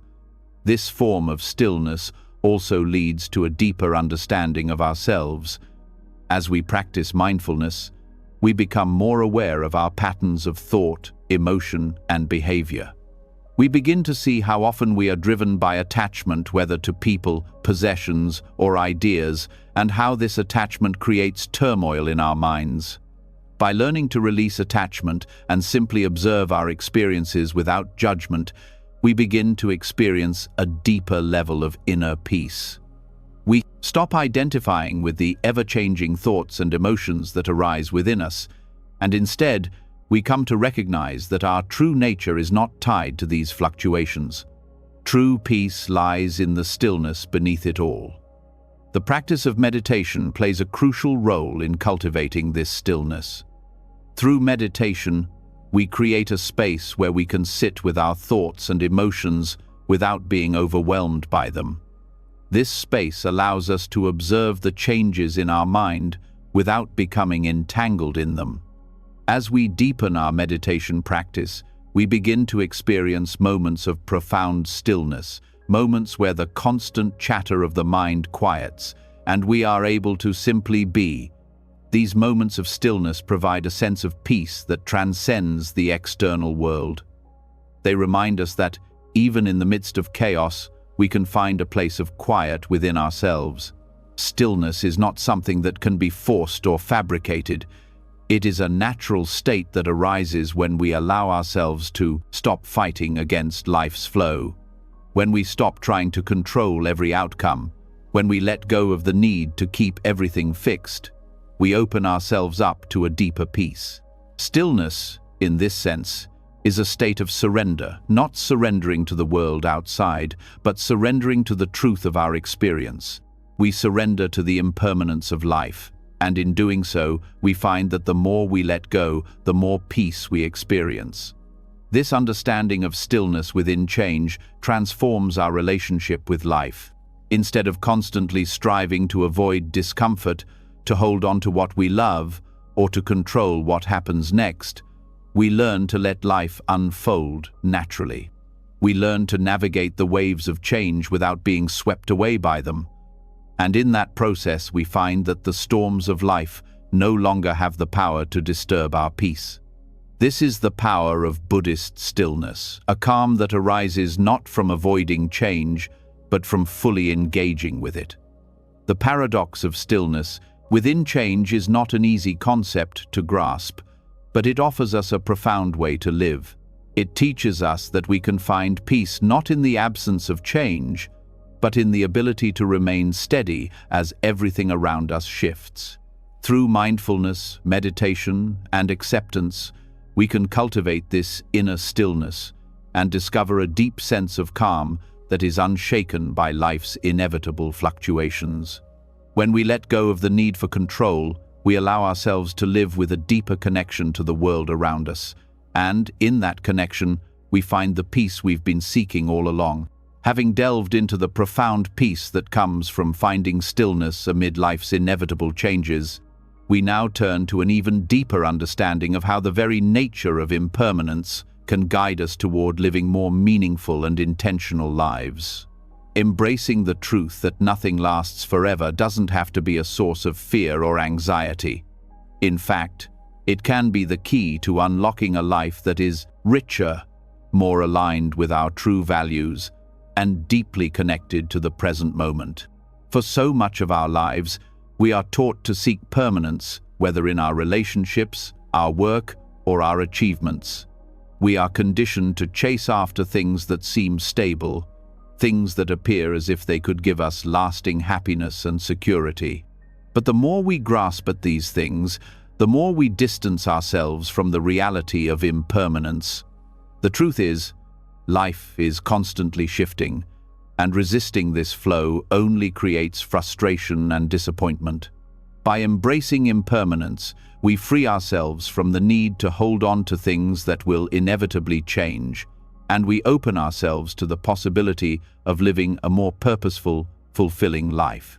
In Buddhism, impermanence is not seen as something negative or something to fear. Instead, it is recognized as one of the fundamental truths of existence. The Buddha taught that everything is in a state of constant change, and once we accept this truth, we begin to experience life with greater clarity and freedom. The reality of impermanence isn't something to avoid or deny. It's something to engage with fully. It's a reality that can help us prioritize what truly matters, allowing us to align our lives with our deepest values and purpose. When we start to accept that nothing lasts forever, we begin to shift our perspective on what it means to live a meaningful life. We stop chasing after external markers of success, like wealth, status, or the approval of others. Instead, we start focusing on what brings us true fulfillment, connection, love, compassion, growth, and wisdom. These are the things that matter, and they are also the things that are in our power to cultivate. The impermanence of all things encourages us to live with intention. When we recognize that time is limited and that our circumstances are constantly evolving, we begin to understand that we don't have forever to pursue what we truly value. This realization doesn't create fear, it creates urgency. It compels us to live with purpose, to focus on what truly matters, and to engage fully in the present moment. The recognition of impermanence invites us to ask ourselves, what do I want my life to stand for? What do I want to give my time and energy to? This awareness guides us away from distractions and helps us prioritize what is meaningful and fulfilling. By embracing the transient nature of life, we also begin to release our attachments to the past. So often, we cling to old memories or experiences, believing that they define us. But when we realize that everything is constantly changing, we begin to understand that our past does not have to dictate our future. We can choose to let go of old identities, old grievances, and old patterns that no longer serve us. This freedom allows us to move forward with a renewed sense of purpose, unhindered by the weight of past experiences. Similarly, the awareness of impermanence helps us to approach the future with a sense of openness. Rather than being paralyzed by fear of what might happen, we can embrace the unknown with curiosity and acceptance. We stop obsessing over what the future should look like, and instead, we focus on how we want to live today. By releasing our attachment to fixed outcomes, we create the space for new opportunities, new experiences, and new connections to arise. Impermanence, rather than being a source of anxiety, becomes a source of freedom. One of the most powerful ways that impermanence shapes a meaningful life is by guiding us to live with a deeper appreciation for the present. When we accept that each moment is fleeting, we stop taking things for granted. We begin to see the beauty in the ordinary, the small moments of connection and joy that we often overlook. This mindfulness doesn't just help us appreciate life more, it helps us make more intentional choices. Instead of reacting to life in a passive way, we become active participants in creating the life we want to live. We begin to take responsibility for how we show up in the world, how we treat others, and how we contribute to the greater good. As we become more attuned to the impermanent nature of all things, we also learn to let go of the need to control every aspect of our lives. The desire to control is often rooted in the belief that we can make life more stable or predictable. But control is an illusion, and the more we try to hold on to it, the more we limit ourselves. When we embrace impermanence, we learn to let go of the need to control outcomes and instead trust in life's natural flow. This trust frees us to make decisions based on our values, not our fears.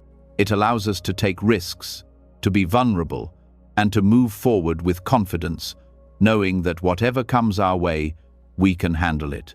The acceptance of impermanence also deepens our sense of connection to others. When we realize that all things, including the people in our lives, are subject to change, we are reminded of the preciousness of each relationship. We begin to appreciate the time we have with others without taking it for granted. This appreciation deepens our empathy and compassion as we recognize that all beings are navigating their own path of change.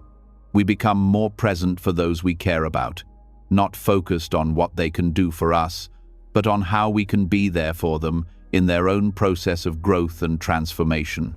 Furthermore, embracing impermanence invites us to cultivate wisdom. When we let go of our attachment to specific outcomes and embrace life as it is, we begin to see things more clearly. We stop getting caught up in distractions and start recognizing what truly matters. This clarity enables us to make decisions that align with our deepest values and desires. We begin to act with purpose, not out of fear or uncertainty, but out of a deep understanding of what brings lasting happiness and fulfillment. Our actions become more intentional, more aligned with our true self, and ultimately more meaningful. The realization of impermanence also encourages us to live in harmony with the world around us. Just as we are constantly changing, so is the world we inhabit. Our environment, the people in it, and the circumstances we face are all part of a dynamic, ever-evolving process. When we understand this, we stop trying to control the world and instead learn to live with it. We adapt, we grow, and we contribute to the collective flow of life in ways that are both meaningful and impactful. Impermanence teaches us that we are not separate from the world around us. We are deeply interconnected, part of the same process of change and growth. In Buddhism, the awareness of impermanence is not just a philosophical concept, it is a call to action. It encourages us to live fully, to embrace each moment as it comes, and to let go of the things that no longer serve us. By accepting the transient nature of all things, we begin to see the world in a different light. We recognize that life's fleeting nature is not something to fear, but something to honor.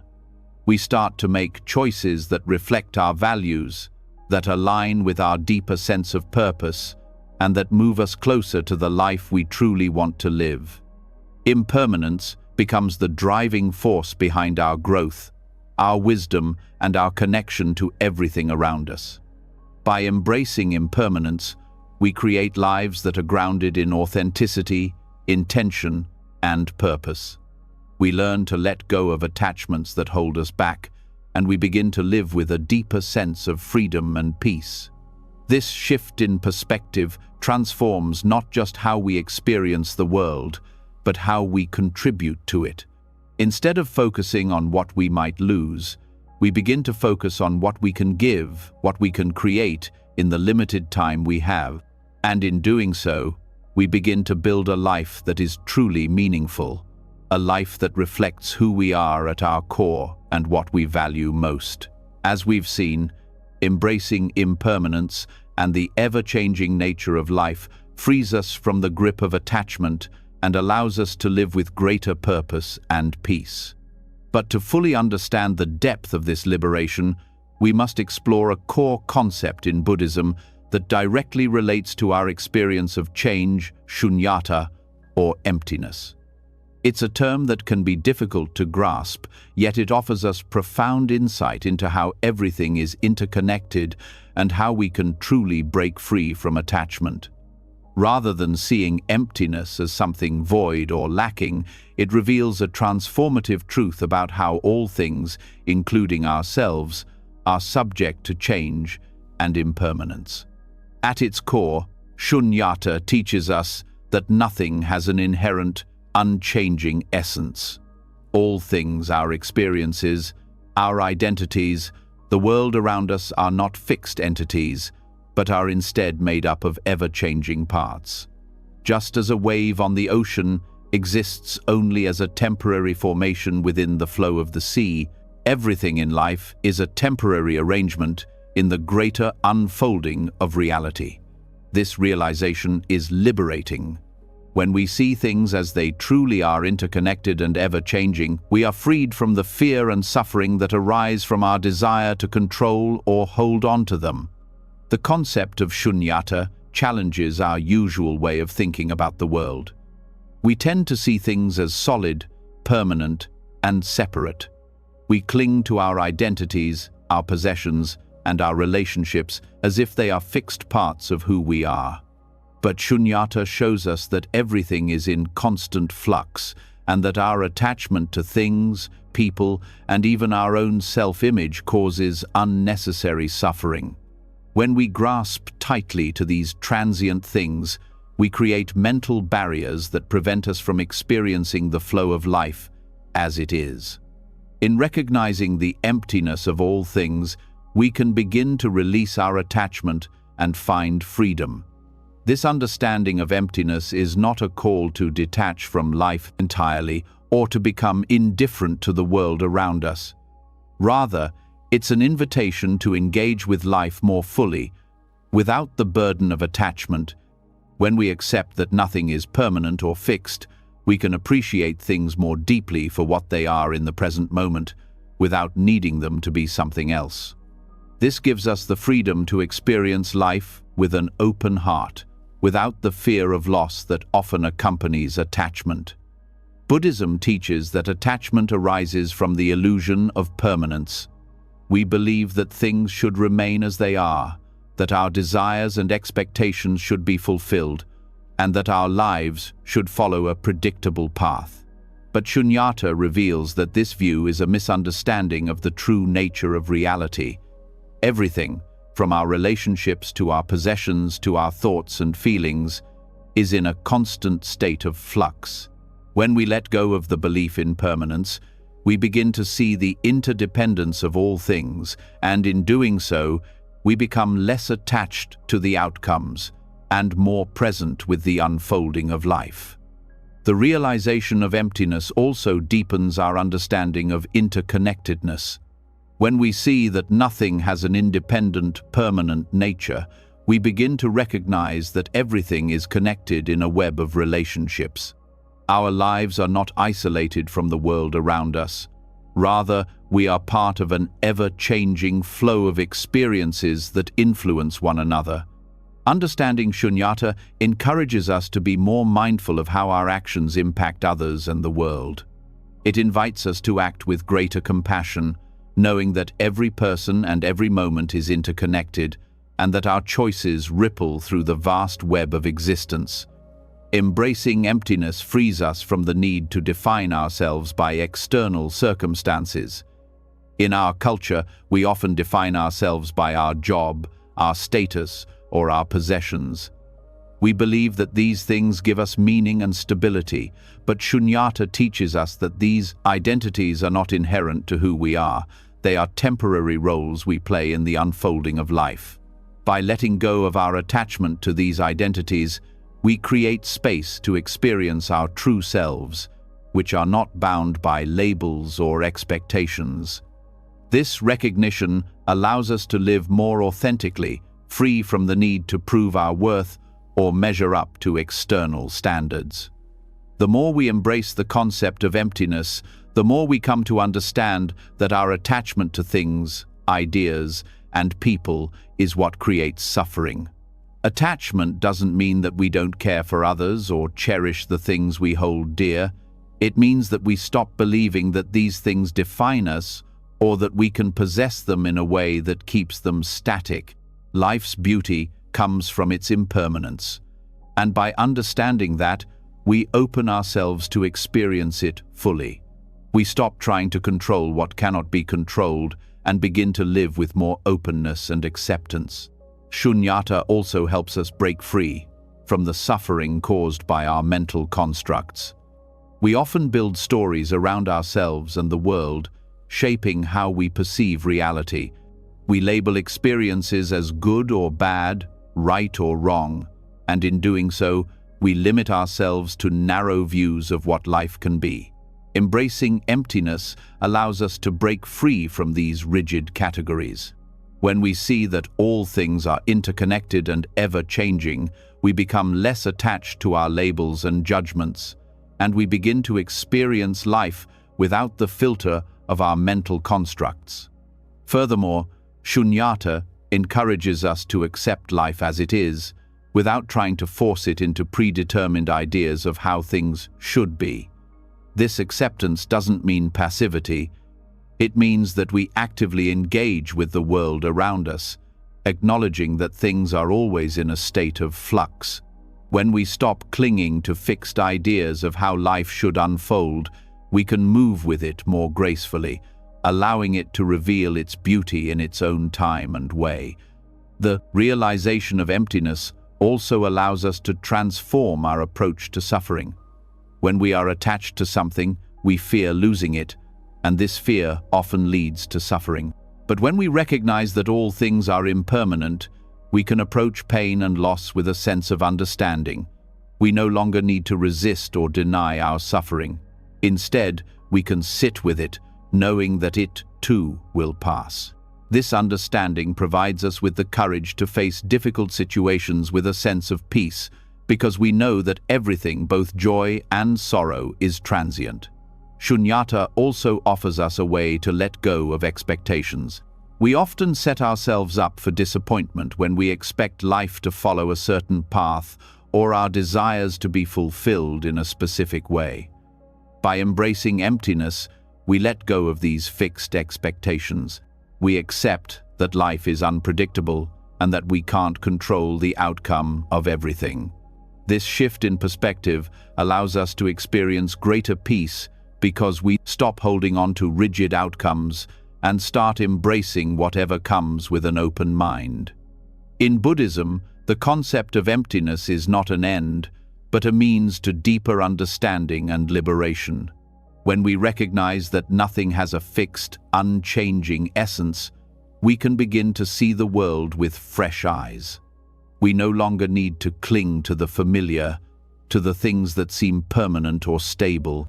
Instead, we engage with life as it is, fluid and ever-changing, and in doing so, we find freedom. Freedom from attachment, freedom from fear, and freedom to live fully in the present moment. The understanding of shunyata is not just intellectual, it's a transformative practice that requires us to let go of old ways of thinking and being. It challenges us to release our attachments and see the world with clarity. The more we practice this awareness, the more we experience life's richness without the burden of attachment. We can love deeply, live fully, and engage with the world without clinging to it. Embracing emptiness opens us to the beauty of impermanence, allowing us to live with more freedom, wisdom, and peace. By seeing the interconnectedness of all things, we release ourselves from the cycle of attachment and suffering, and step into a more liberated, meaningful way of being. Having explored the liberating power of emptiness and the impermanent nature of all things, we now come to an essential practice in Buddhism that helps us internalize these truths, the four reminders. These simple yet profound reflections offer us a daily guide to accepting the inevitable changes of life, including the most difficult truth of all, our own mortality. While the awareness of impermanence can seem unsettling, Buddhism offers us the four reminders to help us transform this awareness into a source of peace, wisdom, and action. The first reminder is that life is short and that death is inevitable. This may seem like an uncomfortable truth to confront, but in Buddhism, it's not a cause for fear or sadness. Rather, it's an invitation to live more fully. When we remember that our time in this body is limited, we are motivated to use our time wisely. We start to recognize the preciousness of each moment and the importance of living in alignment with what truly matters. Death isn't something to shy away from. It is a natural part of the cycle of life that should inspire us to live with more presence, more intention, and more compassion. The second reminder is that we are constantly subject to the law of cause and effect, or karma. Every action, word, and thought creates an impression that ripples out into the world. The awareness of karma invites us to live more consciously, knowing that our choices have real consequences, not just for ourselves, but for others as well. When we reflect on karma, we realize that our time is too precious to waste on actions that don't align with our deepest values. We start to see that every moment offers us an opportunity to create positive ripples in the world, whether through small acts of kindness, mindfulness, or self-reflection. The third reminder is the reality that nothing lasts forever. This reminder helps us accept the transient nature of all things, both the good and the bad. It encourages us to fully appreciate the fleeting moments of joy and beauty in our lives without clinging to them. At the same time, it reminds us that hardship, pain, and suffering are also temporary. Just as we can't hold on to moments of happiness, we can also take comfort in knowing that difficult times won't last forever. This acceptance of life's ebbs and flows allows us to let go of unnecessary attachment and to cultivate a more relaxed, open-hearted relationship with whatever comes our way.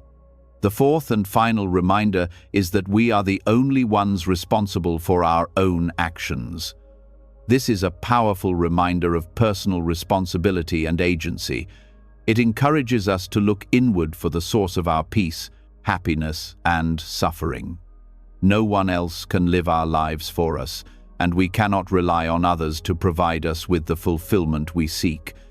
This reminder invites us to take ownership of our choices and to recognize that we are empowered to shape our lives through our actions, intentions, and mindset. When we remember that we are responsible for our own well-being, we are more likely to make decisions that are in alignment with our deepest values.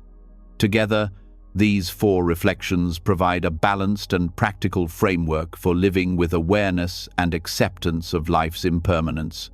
By incorporating them into our daily practice, we can begin to shift how we engage with change. Instead of fearing it, we start to embrace it as a natural and inevitable part of life's unfolding.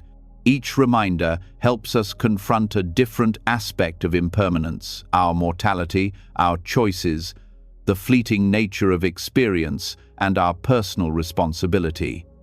Together, they create a holistic approach to accepting life and death as they are, rather than as we wish them to be.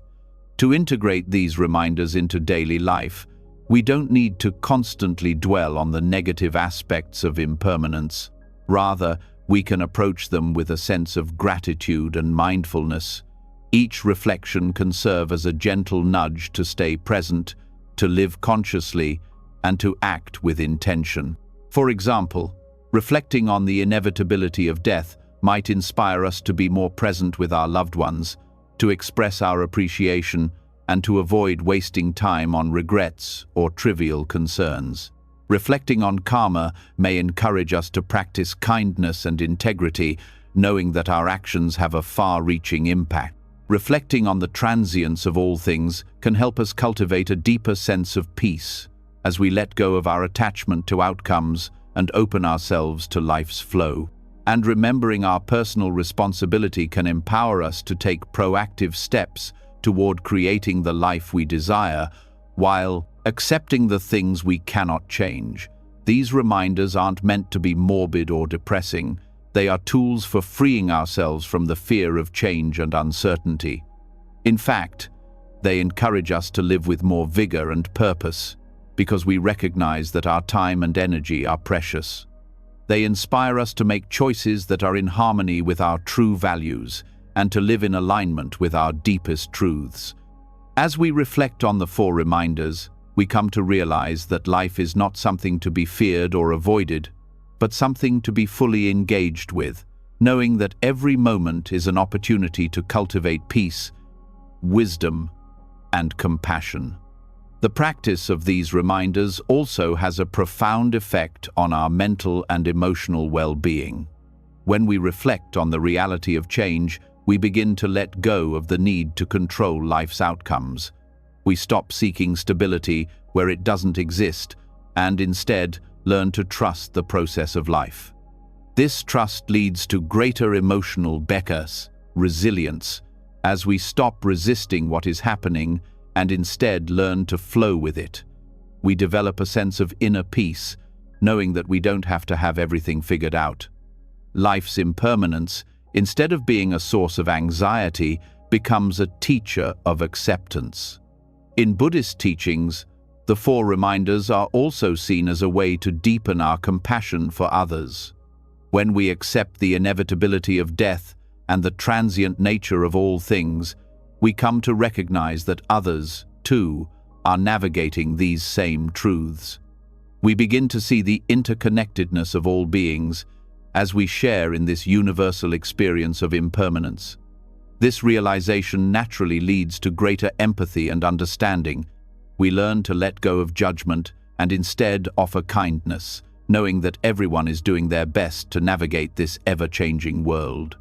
These reminders can also be powerful tools for reducing our attachment to material things. We often place a great deal of importance on our possessions, careers, and social status, believing that these things define us or bring us happiness. But when we reflect on the impermanence of all things, we begin to see how transient these attachments are. We realize that nothing external can provide lasting fulfillment. This realization encourages us to focus on cultivating internal qualities, love, wisdom, and compassion that remain steadfast even in the face of change. Moreover, the 4 reminders encourage us to live with greater clarity and mindfulness. They help us prioritize what truly matters in our lives and to engage with it fully. we begin to ask ourselves deeper questions about how we want to spend our time and energy. Are we living in alignment with our values? Are we being the person we want to be? Are we making the most of the time we have? These reflections lead us to a life that is intentional, purposeful, and deeply satisfying. By incorporating the four reminders into our daily practice, we shift from a mindset of resistance to one of acceptance. We begin to embrace the flow of life's changes and to approach them with open hearts and minds. These reminders don't offer false promises of security or permanence, but they do offer us something even more powerful: the freedom to live with greater peace, wisdom, and compassion, no matter what comes our way. Ultimately, the four reminders provide us with a transformative framework for engaging with life's impermanence. They teach us to accept change, embrace uncertainty, and live with intention, all while deepening our connection to others and to the world around us. As we reflect on these reminders and integrate them into our daily practice, we come to realize that the transient nature of life is not something to fear, but something to honor, for it is through this impermanence that we find the true meaning of life.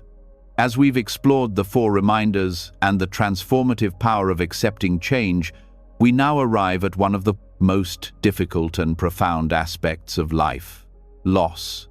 Loss is perhaps the most poignant reminder of impermanence, and it's something we all face at different points in our lives. Whether it's the loss of a loved one, a relationship, a job, or even an aspect of ourselves, grief is an inevitable part of the human experience. In our culture, grief is often something we try to avoid or suppress, but Buddhism offers a path to healing by teaching us that loss is not something to resist, but something to be embraced as part of the natural flow of change. Grief is often seen as something we must get over or move past, but Buddhism invites us to rethink this approach.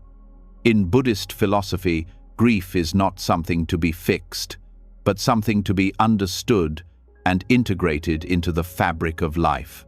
Rather than running from our grief or trying to escape it, Buddhism teaches us to face it with awareness, to sit with it, and to allow it to unfold in its own time.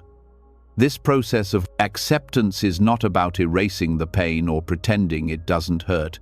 It's about acknowledging that grief, like all emotions, is part of the cycle of life, and by accepting it, we can heal more fully. The Buddhist understanding of loss centers around the idea of impermanence. Everything we hold dear, everything we depend on, is subject to change. People come and go, circumstances shift, and the things we attach ourselves to are not permanent. This truth can be painful, especially when we experience loss. But Buddhism teaches us that this truth is not meant to cause suffering. Rather, it's a reminder that everything is in a constant state of flux. By accepting that loss is part of this process, we can begin to find peace in the midst of our grief.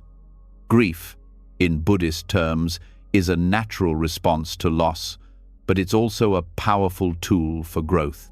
When we lose something, we are forced to confront our attachments, whether to people, places, or ideas. Buddhism teaches that attachment is the root of suffering. It's our desire to hold on to things, to make them permanent, that causes pain. In the face of loss, we are reminded that nothing can last forever, and that includes our attachments. By acknowledging this, we begin to release our grip on what we've lost and open ourselves to the healing power of acceptance. One of the most profound teachings of Buddhism is the practice of mindfulness. And this practice plays a central role in how we navigate grief. Mindfulness invites us to be present with our emotions, without judgment or resistance. When we're grieving, we often try to suppress our feelings or distract ourselves from the pain. But mindfulness teaches us to sit with our grief, to experience it fully, and to let it move through us. By being mindful of our grief, we allow ourselves the space to feel it deeply, but also to release it when the time is right. This doesn't mean that grief disappears. but that it no longer has the same power over us. It becomes something we can observe and process rather than something that overwhelms us. Another key aspect of Buddhist teachings on loss is the practice of non-attachment. While this concept can often be misunderstood as a call to detach from everything, what it really means is that we learn not to cling to things as though they define us. Our relationships, our accomplishments, and our possessions are not permanent, and when we attach our sense of self to them, we set ourselves up for pain when they inevitably change or fade away. Buddhism teaches us that true freedom comes not from holding tightly to things, but from understanding that our identity is not bound to them. Loss, in this sense, is a reminder that our true nature is not rooted in the external world, but in our ability to embrace change and find peace within ourselves. Buddhism also teaches that the experience of loss is not just an individual process, but a shared human experience. The Buddha himself acknowledged that suffering is universal and that everyone faces the pain of loss at some point in their lives. This shared experience can be a source of connection rather than isolation. In Buddhist practice, we are encouraged to cultivate compassion not only for ourselves, but for others who are also suffering. When we understand that loss is a part of everyone's journey, we can approach our grief with a sense of shared humanity. This empathy for others helps to dissolve the feeling of being alone in our pain and allows us to see that we are all navigating the same waves of change and impermanence. Moreover, loss can be a teacher of impermanence. It reminds us of the fragility of life and the importance of living with awareness. When we experience loss, it forces us to reassess our priorities. We often find that the things we thought were important, status, material wealth, or even achievements, lose their significance. What remains are the things that truly matter: love, connection, kindness, and presence. Loss teaches us to be more present, to appreciate what we have while we have it, and to live with greater intention. This shift in perspective helps us to align our actions with our deepest values and to approach each day with greater clarity and purpose. The Buddhist approach to loss also invites us to explore the impermanence of our thoughts and emotions. Just as our external circumstances are constantly changing, so are our internal experiences. Our thoughts and feelings arise and pass away like waves on the ocean. When we're grieving, it can feel as if the pain will last forever, but Buddhism reminds us that everything is temporary. This doesn't mean that grief isn't real or that we should ignore our pain, but it helps us to see that, like all emotions, grief will ebb and flow. It will change shape, and in time, it will lessen. Understanding this impermanence helps us to face grief with more acceptance, knowing that it is not a permanent state, but a process of healing. In Buddhist practice, meditation plays an essential role in processing grief. Meditation allows us to sit with our feelings in a calm and focused way, without judgment or resistance. When we meditate on our grief, we create space for it to arise, without trying to push it away.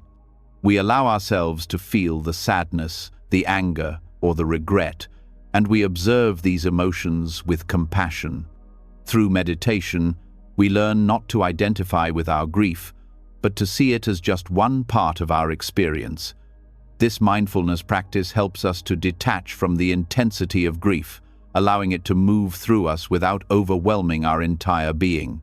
One of the most liberating aspects of Buddhism's approach to loss is its emphasis on acceptance. Rather than resisting the natural process of grief or trying to find a quick fix, Buddhism encourages us to accept loss as a part of the cycle of life.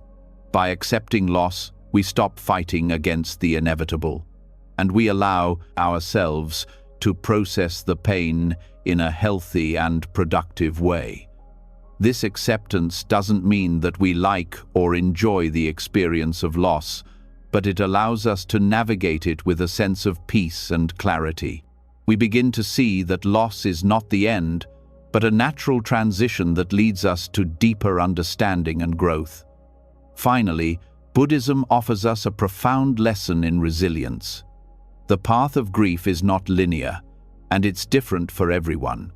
We may feel anger, sadness, confusion, or even relief at different times during our journey. But Buddhism teaches that resilience is not about avoiding pain or bouncing back quickly. It's about staying present with our emotions, allowing ourselves to feel fully, and trusting that healing will come in its own time. By approaching grief with patience and mindfulness, we begin to cultivate a sense of inner strength that helps us move through the pain and emerge with greater wisdom and compassion. Ultimately, Buddhism's approach to loss teaches us that grief is not something to be feared or avoided, but something to be embraced as part of the natural flow of life. It is through our grief that we learn the most profound truths about ourselves, our attachments, our values, and our capacity for love and compassion. By accepting loss and sitting with the pain it brings, we can find healing and transformation. Through mindfulness, meditation, and acceptance, we come to understand that grief, like everything else, is impermanent. And in that understanding, we find the path to peace. As we have seen, the Buddhist approach to grief and loss teaches us to accept the inevitable changes of life, using them as opportunities for growth and healing. This acceptance of change is deeply rooted in the principle of anicca, or impermanence, which not only helps us navigate the turbulence of loss, but also provides the key to true freedom. When we fully grasp the depth of anicca, we unlock the potential for liberation from suffering, because to understand impermanence is to understand the nature of all things, including our own experiences, emotions, and attachments. Anicca is a fundamental teaching in Buddhism, and it is often described as one of the three marks of existence, alongside dukkha, suffering, and anatta, non-self. These three teachings point to the core reality of our lives. The world around us, the people in it, and even our own thoughts and feelings are all subject to change. Everything is in a constant state of flux. The more we try to hold on to things, the more we suffer when they inevitably shift or disappear. The wisdom of anicca lies in the profound realization that everything, whether it brings joy or pain, is fleeting. It's only when we deeply understand and accept this truth that we can begin to experience true freedom from suffering. When we think about impermanence, we often imagine change as something outside of our control. We see change as something that happens to us, something that disrupts our peace and stability. But in Buddhism, understanding anicca leads us to a deeper awareness. Change is not something that happens to us, but something that is happening all the time, everywhere, in every moment. Our resistance to change is what creates suffering, not the change itself. When we let go of our attachment to fixed outcomes or to the things we cling to for comfort, we begin to live more freely, more authentically. One of the most powerful aspects of anicca is its ability to transform our relationship with fear. Fear is often rooted in the desire to prevent change. We fear the unknown because we are attached to how things are right now. But when we deeply accept that everything changes, we can start to live with a sense of peace, knowing that nothing is permanent, not even our fears. The impermanence of life means that we are never stuck, never trapped by our circumstances. What might seem like an insurmountable challenge today will change tomorrow, just as moments of joy or success will also eventually fade. When we understand that both pain and pleasure are transient, we begin to experience a sense of equanimity, an inner calm that is not shaken by external circumstances. At the heart of anicca is the realization that change is not just inevitable but also natural and necessary. The cycles of birth, growth, decay, and death are fundamental to the fabric of existence. The very fact that we are alive means we are part of this cycle. By resisting the flow of this natural rhythm, we create unnecessary tension within ourselves. Anicca teaches us that true freedom comes not from fighting against change, but from learning to move with it, to adapt to it with grace and mindfulness. This teaching of impermanence is also deeply connected to the Buddhist concept of non-attachment. Attachment arises when we try to hold on to things that are inherently unstable. We attach to relationships, material possessions, achievements, and even our own identities because we want to feel secure. We want to believe that something will remain constant in a world that is constantly changing. But attachment to these things creates suffering. When we lose them, as we inevitably will, we experience pain and grief. The understanding of Anicca teaches us to let go of our attachment to these things, not because they are unimportant, but because they are not permanent. When we embrace impermanence, we are freed from the fear of losing what we hold dear, because we understand that loss is part of life's natural process. One of the most transformative aspects of understanding Anicca is its impact on how we experience time. So often, we are either caught in the past, clinging to memories and experiences, or we are anxious about the future, fearful of what's to come. But when we understand that everything is in a constant state of change, we begin to live more fully in the present moment. The past is gone, and the future has not yet arrived. The only reality we can fully experience is the present. By accepting the impermanence of all things, we become more present, more mindful, and more able to enjoy life as it unfolds in front of us. We stop waiting for the perfect moment to arrive, and we begin to appreciate the beauty of each moment as it is. Understanding Anicca also helps us to let go of our need for control. The desire to control our circumstances and the people around us is rooted in the belief that we can make life more predictable and stable. But this desire for control is an illusion. The more we try to force things to remain the same, the more we experience anxiety and frustration. Anicca teaches us that life is beyond our control, and when we release our need for control, we experience a sense of freedom. Instead of fighting against the changes that come our way, we begin to trust in the process of life, knowing that everything is unfolding as it should. We let go of the need to force outcomes, and instead we embrace the flow of life with a sense of trust and acceptance. Another key aspect of Anicca is its role in fostering compassion. When we deeply understand that all things are impermanent, we come to recognize that everyone and everything is subject to change. This understanding helps us see the interconnectedness of all beings. Just as we experience the ebb and flow of emotions, circumstances, and relationships, so too does everyone else. This recognition of shared impermanence opens our hearts to others. We begin to approach others with greater compassion and empathy, knowing that they, too, are navigating the challenges of an ever-changing world. By embracing Anicca, we learn to meet others where they are, without judgment or expectation, recognizing that we are all in this together. Anicca also helps us shift our perspective on success and failure. In a culture that often values achievement, recognition, and the accumulation of material wealth, it's easy to become attached to these external markers of success. But when we understand the impermanence of all things, we begin to see that success and failure are not permanent states. Both rise and fall like waves on the ocean, and we are not defined by either. Success is fleeting, and failure is temporary. By embracing Anicca, we learn to approach both success and failure with equanimity, understanding that neither defines us. What matters is how we respond to these experiences and what we learn from them. This perspective helps us let go of the pressure to succeed at all costs and invites us to find meaning in the journey itself rather than in the outcome.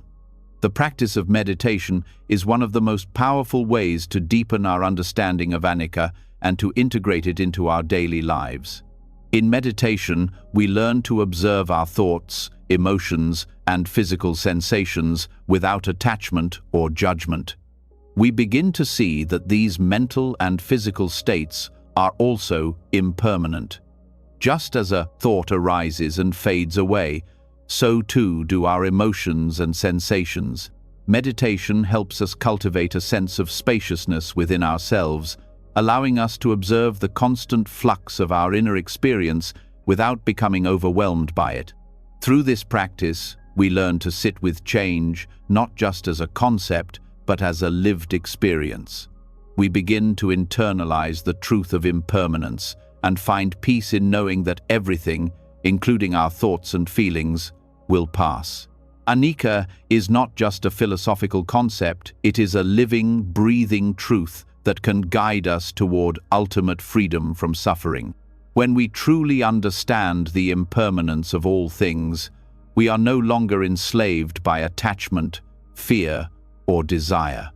We learn to live with greater freedom, allowing life to unfold naturally and without resistance. We let go of our need to control, and instead, we trust in the flow of change. This acceptance of impermanence allows us to live more fully, more authentically, and with greater compassion for ourselves and others. By embracing anicca, we come to understand that freedom is not found in permanence or stability, but in the fluid, ever-changing nature of life itself. As we've delved into the impermanence of all things and the profound wisdom that comes from embracing change, one key question remains: how do we move from fear of change to a place of acceptance and even growth? We've all felt it, the tightening in our chest when faced with uncertainty, the resistance that rises when something we've held dear begins to shift. Fear of change is perhaps one of the most natural human reactions, but Buddhism offers us not just a way to cope with change, but a path to use it as an opportunity for personal and spiritual growth.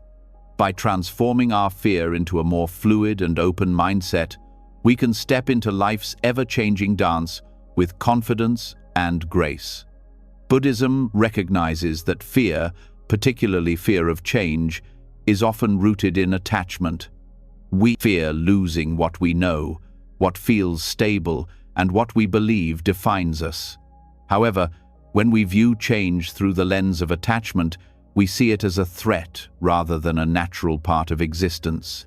Fear arises when we cling to the illusion of permanence, when we believe that life, people, and experiences should stay fixed and unchanging. Buddhism teaches that true peace and growth come when we can let go of this attachment and see change not as something to fear, but as a tool for transformation. The key to transforming fear into flow is understanding that change is not an enemy, but an inevitable process that is part of the larger tapestry of life. Just as we would not fear the rising and falling of the tides, we need not fear the changes in our lives. By accepting change as a natural force that helps shape our personal journey, we open ourselves to its potential for growth. Change can be the doorway to new opportunities, new ways of thinking, and new experiences. But we must first be willing to face it with open arms instead of clenched fists. Buddhist teachings offer practical wisdom for turning fear into flow. One of the most powerful tools is mindfulness. Through mindfulness, we cultivate awareness of our thoughts, emotions, and reactions without judgment. When fear of change arises, mindfulness teaches us to observe it without becoming overwhelmed by it. Instead of allowing fear to control us, we can step back, observe the fear, and let it pass without attaching to it. This practice helps us move beyond the grip of fear, allowing us to respond to change with clarity rather than reactivity. Another transformative tool Buddhism provides is the practice of non-attachment. Attachment to our current circumstances, our ideas of how things should be, or even our expectations about the future can all fuel fear.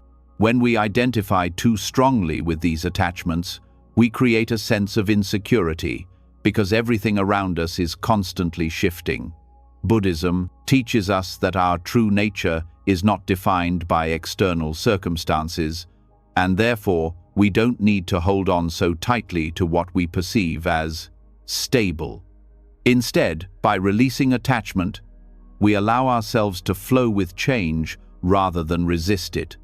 This doesn't mean we stop caring or stop making plans. It simply means that we stop depending on things staying the same for our sense of peace. In addition to mindfulness and non-attachment, Buddhism offers the practice of impermanence as a tool for transforming fear into growth. When we reflect on the fact that everything changes, our emotions, our thoughts, the people we love, our circumstances, we come to understand that nothing is truly permanent. This recognition might initially seem unsettling, but over time, it frees us from the fear of losing what we hold dear. When we understand that all things are temporary, we learn to appreciate them fully in the moment, knowing that the value of our experiences is not dependent on their permanence. This practice helps us embrace the natural flow of life with a sense of ease, knowing that everything, both the good and the challenging, will eventually change and pass. The concept of suffering or dukkha in Buddhism is another lens through which we can transform our fear of change. Change, in its essence, is not the cause of suffering. Our resistance to change is what creates it. When we resist change, we push against the natural flow of life, creating friction. By learning to let go of this resistance, we can reduce suffering. Buddhism teaches us that suffering is a natural part of life, and that accepting it, rather than fearing it, can lead to liberation. When we acknowledge that pain and discomfort are part of the human experience, we stop trying to avoid them at all costs and instead learn to face them with awareness and equanimity. Buddhism also introduces the concept of embracing uncertainty as a way to transform fear into flow. Many of our fears about change are tied to our fear of the unknown. We fear the what-ifs, the uncertainties of life's unpredictable nature. However, Buddhism teaches that the unknown is not something to fear, but something to accept. Life is inherently uncertain, and when we try to control every outcome, we create stress and anxiety. By accepting uncertainty, we free ourselves from the need to know everything and open ourselves to the possibilities that life has to offer. This shift in perspective can help us move through life with greater peace, knowing that we don't need to have all the answers to experience happiness and fulfillment. Buddhism also encourages us to see our fear of change as an opportunity to cultivate compassion. When we are afraid of change, we often withdraw, focus inward, and become consumed by our own discomfort. But by opening our hearts to others, we begin to see that they too are navigating the same uncertainties. This shared human experience of change and fear can create deeper connections as we recognize that we are not alone in our struggles. Compassion allows us to face the fear of change, not just with mindfulness and acceptance, but with empathy for others who are on similar journeys. By turning our focus outward, we transform our own fear into an opportunity to connect, heal, and grow together. Another important Buddhist practice that helps us transform fear into flow is right view, one of the elements of the Noble Eightfold Path. Right view is the understanding of the nature of reality, including the impermanence of all things. When we hold a clear understanding of reality, we begin to see fear for what it truly is, a natural reaction to the unknown, but not a permanent or insurmountable force. By cultivating right view, we can step back from our fear, observe it, and move forward with greater clarity. Fear loses its power when we understand that it is not an inherent part of us, but a temporary feeling that can be transformed through mindfulness, awareness, and right understanding. Living in the flow of change also requires patience, A practice that Buddhism teaches us is essential for growth. Often, we want things to happen quickly, and the uncertainty of change can feel unbearable when we don't have immediate answers or results. Buddhism teaches us that growth takes time and that we must be patient with ourselves and the process of life. Patience allows us to remain steady during times of change, trusting that the unfolding process is as valuable as the end result. It's through the process of learning, adapting, and changing that we grow, sometimes in ways we didn't expect, but always in ways that serve our greater good. Through all these teachings, Buddhism helps us transform fear into a path of growth by shifting our perspective on change and uncertainty. Rather than seeing change as something to fear, we begin to see it as a teacher, one that invites us to step into life with greater awareness, compassion, and resilience. Fear becomes less of an obstacle and more of an opportunity to practice mindfulness, to release attachment, to embrace uncertainty, and to cultivate compassion and patience. By transforming fear into flow, we not only navigate change with greater ease, but we also discover a deeper sense of freedom and peace. When we stop resisting change and instead welcome it, we open ourselves to the vast potential of personal and spiritual growth. And in that openness, we find the courage to live fully, with a heart that is free from fear and full of possibility. As we have explored the many ways in which Buddhism helps us transform our fear of change into opportunities for growth, one truth becomes increasingly clear. Life is full of extremes. We experience highs and lows, joy and sorrow, stability and chaos.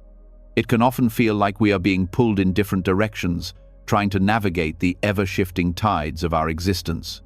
But Buddhism offers a powerful antidote to the stress and confusion that comes with these extremes, the middle way. This path offers us a balanced approach to life's fluctuating nature, allowing us to find peace and clarity amid the chaos. The middle way, as taught by the Buddha, is not about avoiding extremes or seeking comfort in mediocrity. Rather, it is about finding the balance between two opposite forces.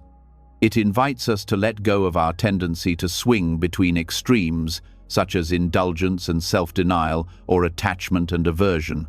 Instead, we are encouraged to find a balanced, harmonious approach to life, one that allows us to navigate change with wisdom, patience, and resilience. In today's world, we often find ourselves swinging between extremes. We may find ourselves overindulging in comfort and pleasure, believing that this will bring us lasting happiness. On the other hand, we might go to the extreme of self-denial, thinking that by suppressing our desires, we will somehow find peace. But both of these approaches lead to suffering. Overindulgence creates attachments and a constant craving for more, while self-denial leads to frustration and a sense of emptiness.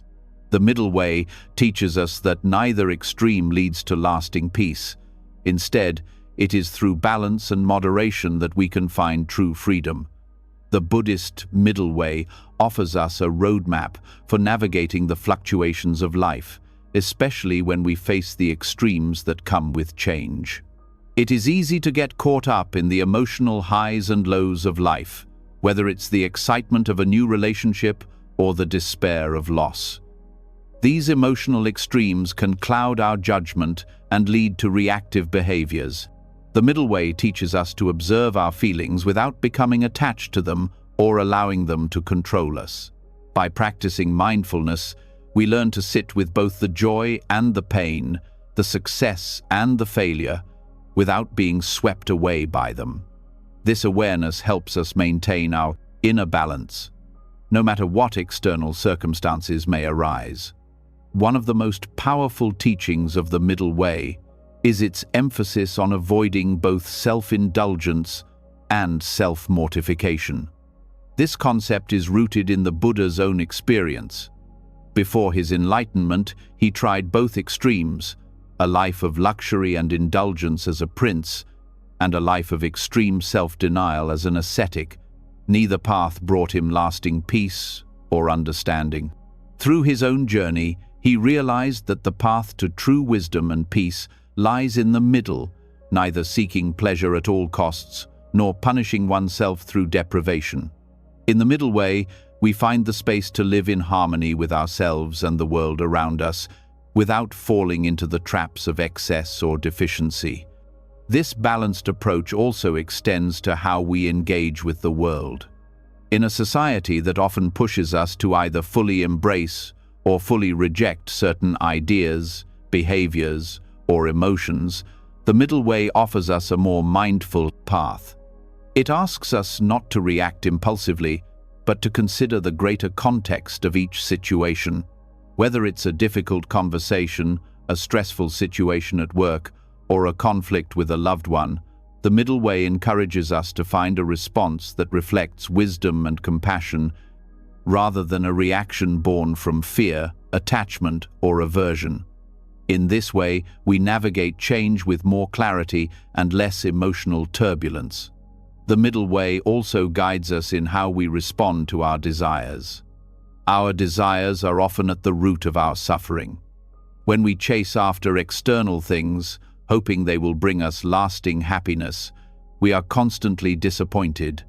But on the other hand, if we reject our desires entirely, we run the risk of denying our humanity and becoming disconnected from the world around us.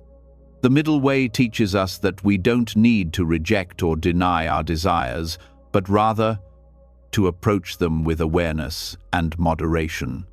When we are mindful of our desires, we can make choices that are in alignment with our deeper values, rather than being driven by impulsive cravings. This balanced approach allows us to live more authentically and peacefully, without being controlled by the endless cycle of desire and dissatisfaction. Similarly, the middle way can help us navigate the fluctuations of our thoughts and emotions. We all experience moments of intense emotion, whether it's happiness, anger, sadness, or fear. When we allow ourselves to become consumed by these emotions, we are pulled into extremes. However, the middle way teaches us to observe these emotions without identifying with them. By practicing mindfulness, we can notice the rise and fall of our feelings without getting swept away by them. This awareness allows us to respond with greater wisdom and compassion, rather than reacting out of habit or impulse. In this way, the middle way helps us cultivate emotional balance and resilience, even in the face of life's challenges. The Buddhist middle way also emphasizes the importance of moderation in our actions. Whether it's our work, our relationships, or our personal goals, it's easy to swing between extremes of overworking ourselves or neglecting our responsibilities.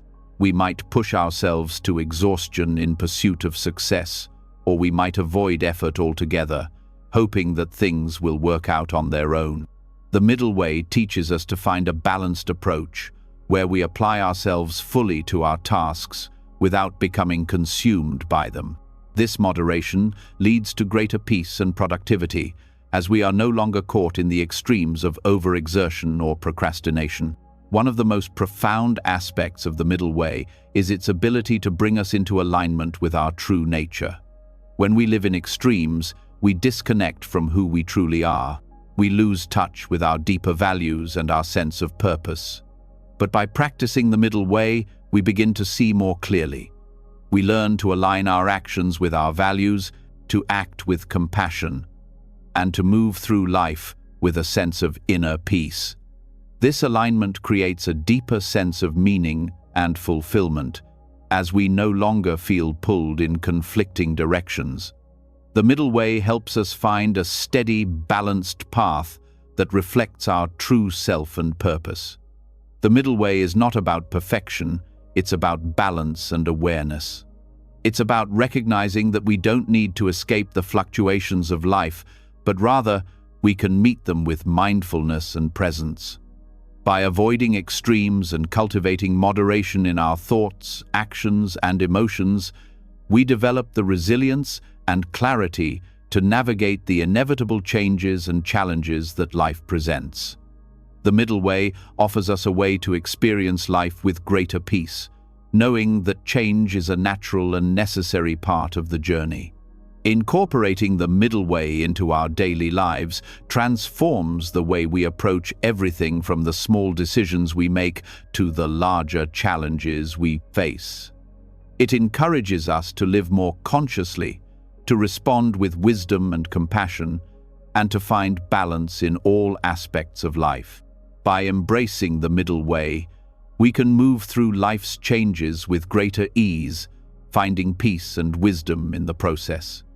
As we've explored the middle way and how balance brings clarity and peace in the face of life's ever-changing nature, we now turn our attention to a powerful yet often misunderstood aspect of change: disruption.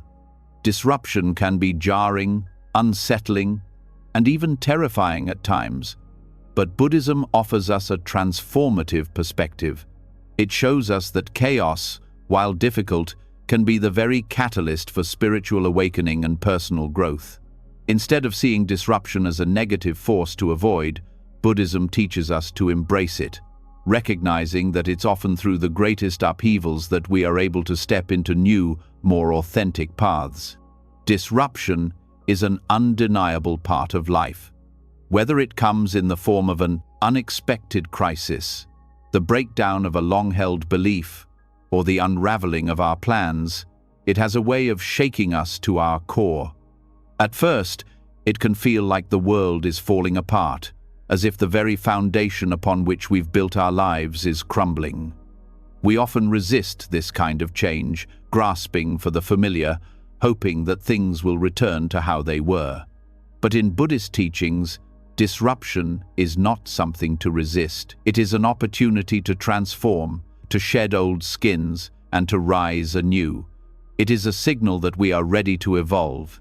In Buddhism, the concept of dukkha, or suffering, is central. But suffering is not something that simply happens to us. It is a result of our attachment to things, our resistance to change, and our desire for permanence in a world that is constantly shifting. Disruption exposes the fragility of these attachments, forcing us to confront the truth that nothing in life is guaranteed. When we are willing to face this discomfort, we can experience it not as suffering, but as a powerful teacher, one that shows us what needs to change, what needs to be let go of, and what needs to be embraced. The Buddhist path encourages us to see disruption as a mirror that reflects the truth of our lives. When the familiar is taken away, when the structures we've built begin to collapse, we are left with ourselves. It is in these moments of disruption that we are called to go inward, to examine what we've been holding on to, and to ask ourselves whether these attachments are still serving us. In this way, chaos becomes an invitation to let go of false identities, unhealthy patterns, and outdated beliefs that no longer align with who we are becoming. Instead of resisting disruption, we can use it as a tool for self-reflection and spiritual awakening. This perspective on disruption transforms the way we experience life's challenges. We begin to understand that these moments of upheaval are not obstacles to our peace, but opportunities for growth. Every disruption, every shift in our world is a chance to build a new foundation, one that is more aligned with our true self. When we embrace disruption, we stop seeing it as something to avoid and start viewing it as a stepping stone to a deeper, more authentic life. It is in chaos that we find the fertile ground for renewal. Buddhism teaches that true transformation comes when we let go of the need to control the external world. We cannot prevent disruption from happening, and we cannot always control the way it unfolds. But we can control how we respond to it. In the face of chaos, the path of mindfulness and awareness offers us a way to stay grounded. By practicing mindfulness, we learn to be present with the discomfort, to sit with the uncertainty, and to respond to disruption with clarity rather than fear. This inner stillness amidst chaos is what allows us to navigate even the most turbulent times with grace and wisdom. Disruption also brings us closer to the realization of impermanence, the understanding that everything is in a constant state of change. While this can initially feel destabilizing, it is ultimately liberating. When we fully grasp the reality of impermanence, we begin to let go of the false belief that we can control everything. Instead of clinging to the past or striving for a future that may never materialize, we learn to embrace the present moment as it is. Disruption teaches us that change is not the enemy, but a natural part of the cycle of life. In this acceptance, we find freedom. By learning to navigate disruption with mindfulness and awareness, we cultivate a deeper sense of resilience. Each time we face a chaotic moment, we build our capacity to remain steady and present. We stop reacting impulsively or giving in to fear. Instead, we face disruption with an open heart, knowing that it is not here to break us, but to help us grow. Over time, we begin to see disruption not as a random event, but as an essential part of our spiritual journey. It is through chaos that we learn to step into our true power and potential. One of the most powerful aspects of embracing disruption is its ability to break down our sense of self. We often identify too strongly with our roles, our possessions, or our achievements. When disruption shakes these foundations, it challenges our attachment to them. This can be painful, but it is also an opportunity for liberation. By letting go of these external identifiers, we are free to reconnect with our deeper sense of self, one that is not defined by circumstances, possessions, or accomplishments. This process of shedding old identities is uncomfortable, but it is essential for spiritual growth. Buddhism encourages us to approach disruption with equanimity, the ability to remain calm and balanced no matter what happens. This does not mean we suppress our emotions or deny our feelings. Equanimity is about being present with all of our experiences, whether joy or pain, without letting them overwhelm us. When we cultivate equanimity, we are able to ride the waves of disruption without being tossed around by them. We learn to meet life's fluctuations with acceptance and mindfulness, knowing that both the highs and the lows are temporary and part of the ever-unfolding process of change. As we embrace disruption, we also develop a deeper sense of compassion. When we experience chaos in our own lives, we begin to recognize that others are also struggling with their own forms of disruption. This shared human experience of change and uncertainty connects us to one another in a profound way. Through this recognition, we are called to cultivate compassion for others who are facing similar challenges. By offering empathy and support, we not only help others navigate their own disruptions, but we also heal ourselves. Disruption teaches us that we are not alone in our struggles, and in this realization, we find strength and connection. Finally, embracing disruption helps us to live more authentically. When we let go of the need to control outcomes or hold on to what we've known, we open ourselves to new possibilities. Disruption shakes us free from our old ways of thinking and being, creating space for something new to emerge. This process of personal transformation is not always comfortable, but it is always necessary for our spiritual evolution. By accepting disruption as a natural and necessary part of life, we allow ourselves to evolve, to grow, and to step into new paths that reflect who we truly are. In the end, the transformative power of disruption lies in its ability to wake us up to the impermanent, interconnected nature of life. It teaches us that change, while often uncomfortable, is not something to be feared, but something to be embraced. By navigating disruption with mindfulness, compassion, and acceptance, we can transform life's most chaotic moments into opportunities for spiritual awakening and personal growth. Disruption, in all its forms, becomes a powerful catalyst for transformation, one that frees us from our attachments, our fears, and our illusions, guiding us toward a deeper understanding of ourselves and the world around us.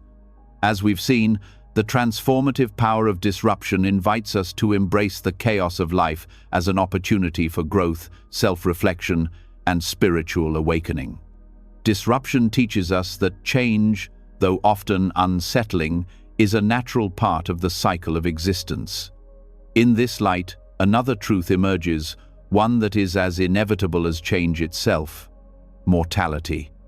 Death, though it can evoke fear or discomfort, is a fundamental part of the human experience. Yet, in Buddhism, the awareness of mortality is not something to avoid, it is something to embrace fully. It is through this radical acceptance of death that we can begin to live with greater clarity, purpose, and acceptance. Buddhism offers us a profound perspective on mortality, urging us not to shy away from the reality of death, but to use it as a guide for living. When we confront the truth that our time is limited, we are more likely to live with intention. The awareness of mortality helps us recognize the preciousness of each moment, the fleeting nature of our experiences, and the importance of aligning our actions with our deepest values. In this way, death becomes a teacher, not an enemy. The Buddhist approach to mortality encourages us to let go of our fear of death. Fear of death often arises from our attachment to the idea of permanence. We fear that we will lose what we have, that everything we hold dear will come to an end. But Buddhism teaches that attachment itself is the source of suffering. When we cling to the idea that life should remain unchanged, we create tension and fear within ourselves. By accepting the reality of impermanence of both life and death, we free ourselves from this fear. Death is not something to resist, but something to understand and accept as part of the natural cycle of existence.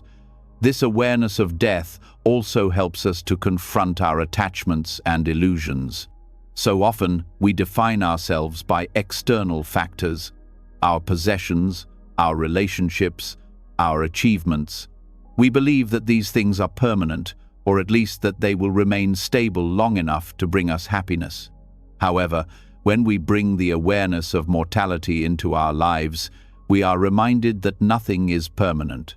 Our possessions will fade, our relationships will change, and our own bodies will grow older and eventually pass away.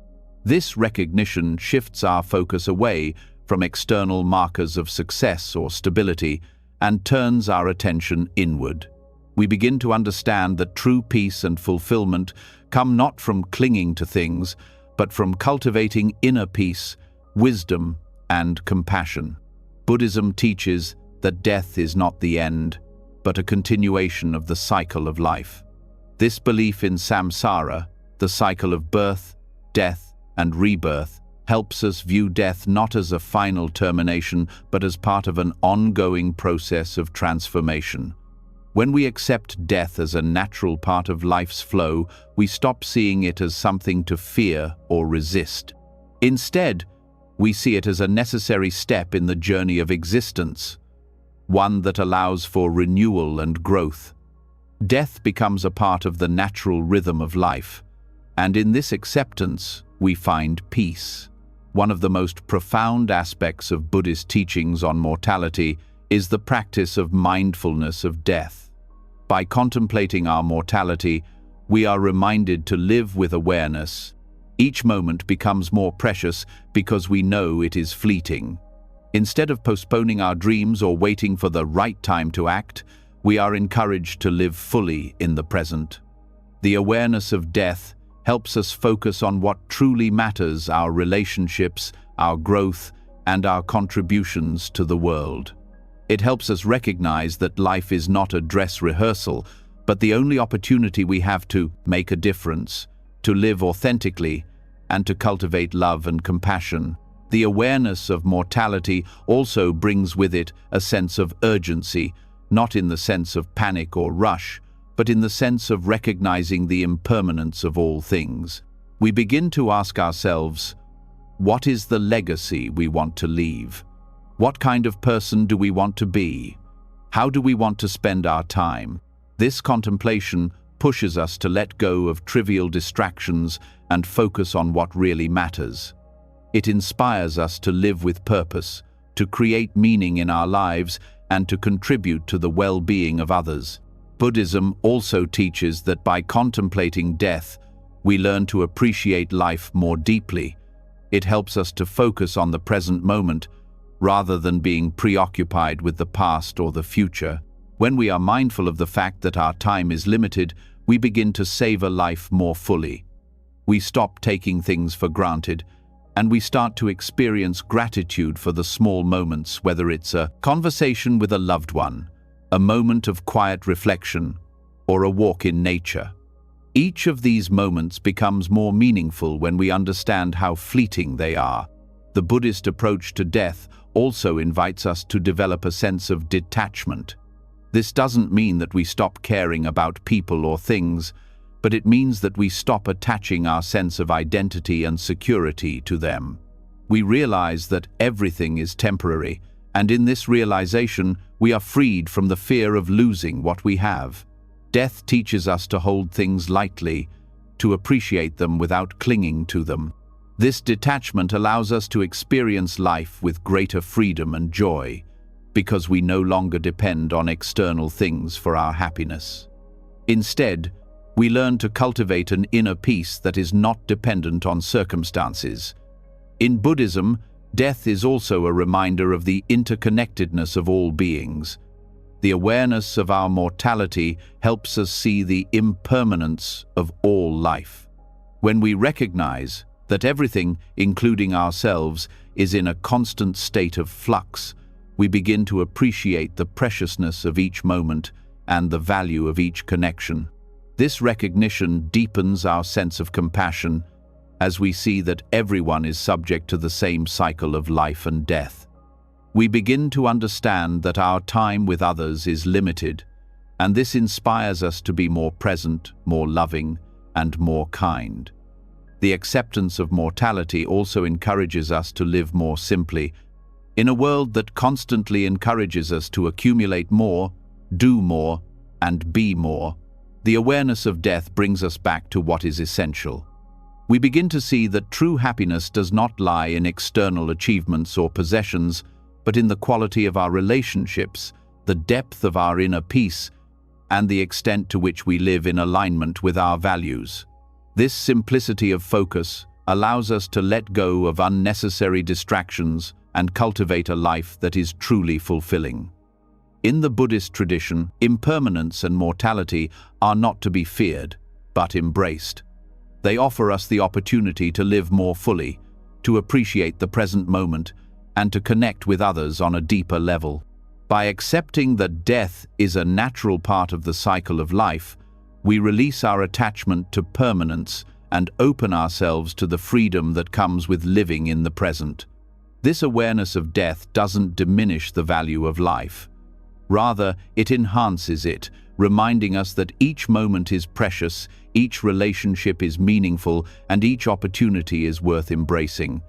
Ultimately, the radical acceptance of mortality as taught in Buddhism provides us with a profound sense of peace and clarity. When we understand that death is not an end, but a continuation of the cycle of existence, we are free to live without fear of loss. The acceptance of impermanence leads us to a life that is full of purpose, compassion, and mindfulness. It teaches us to let go of what no longer serves us, to embrace the present moment, and to live in a way that is aligned with our deepest values. In this way, the awareness of death is not something that diminishes life, but something that enriches it, helping us live more authentically and with greater appreciation for the time we have. As we've journeyed through the teachings of Buddhism on impermanence, we've come to realize that nothing in life stays the same. Change is the only constant. From learning how to accept suffering to embracing loss and understanding how to transform fear into growth, Buddhism offers us the tools to live with clarity, purpose, and peace in the face of life's ever-changing nature. By embracing the reality of impermanence, we unlock a deeper understanding of ourselves and the world around us, freeing us from attachment, fear, and the need to control what we cannot. The path to acceptance is not about avoiding change, but about meeting it with an open heart and a grounded mind. Whether through mindfulness, compassion, or the deep recognition that all things, including our struggles and joys, are temporary, Buddhism teaches us to flow with life's changes rather than resisting them. Now, I'd love to hear from you. What is one lesson from these teachings that resonates with you the most? Leave a comment below and share your thoughts. I always love reading your reflections. And, if you haven't already, don't forget to subscribe to the channel for more insights and inspiration on living a life of peace and purpose. Let's continue this journey together.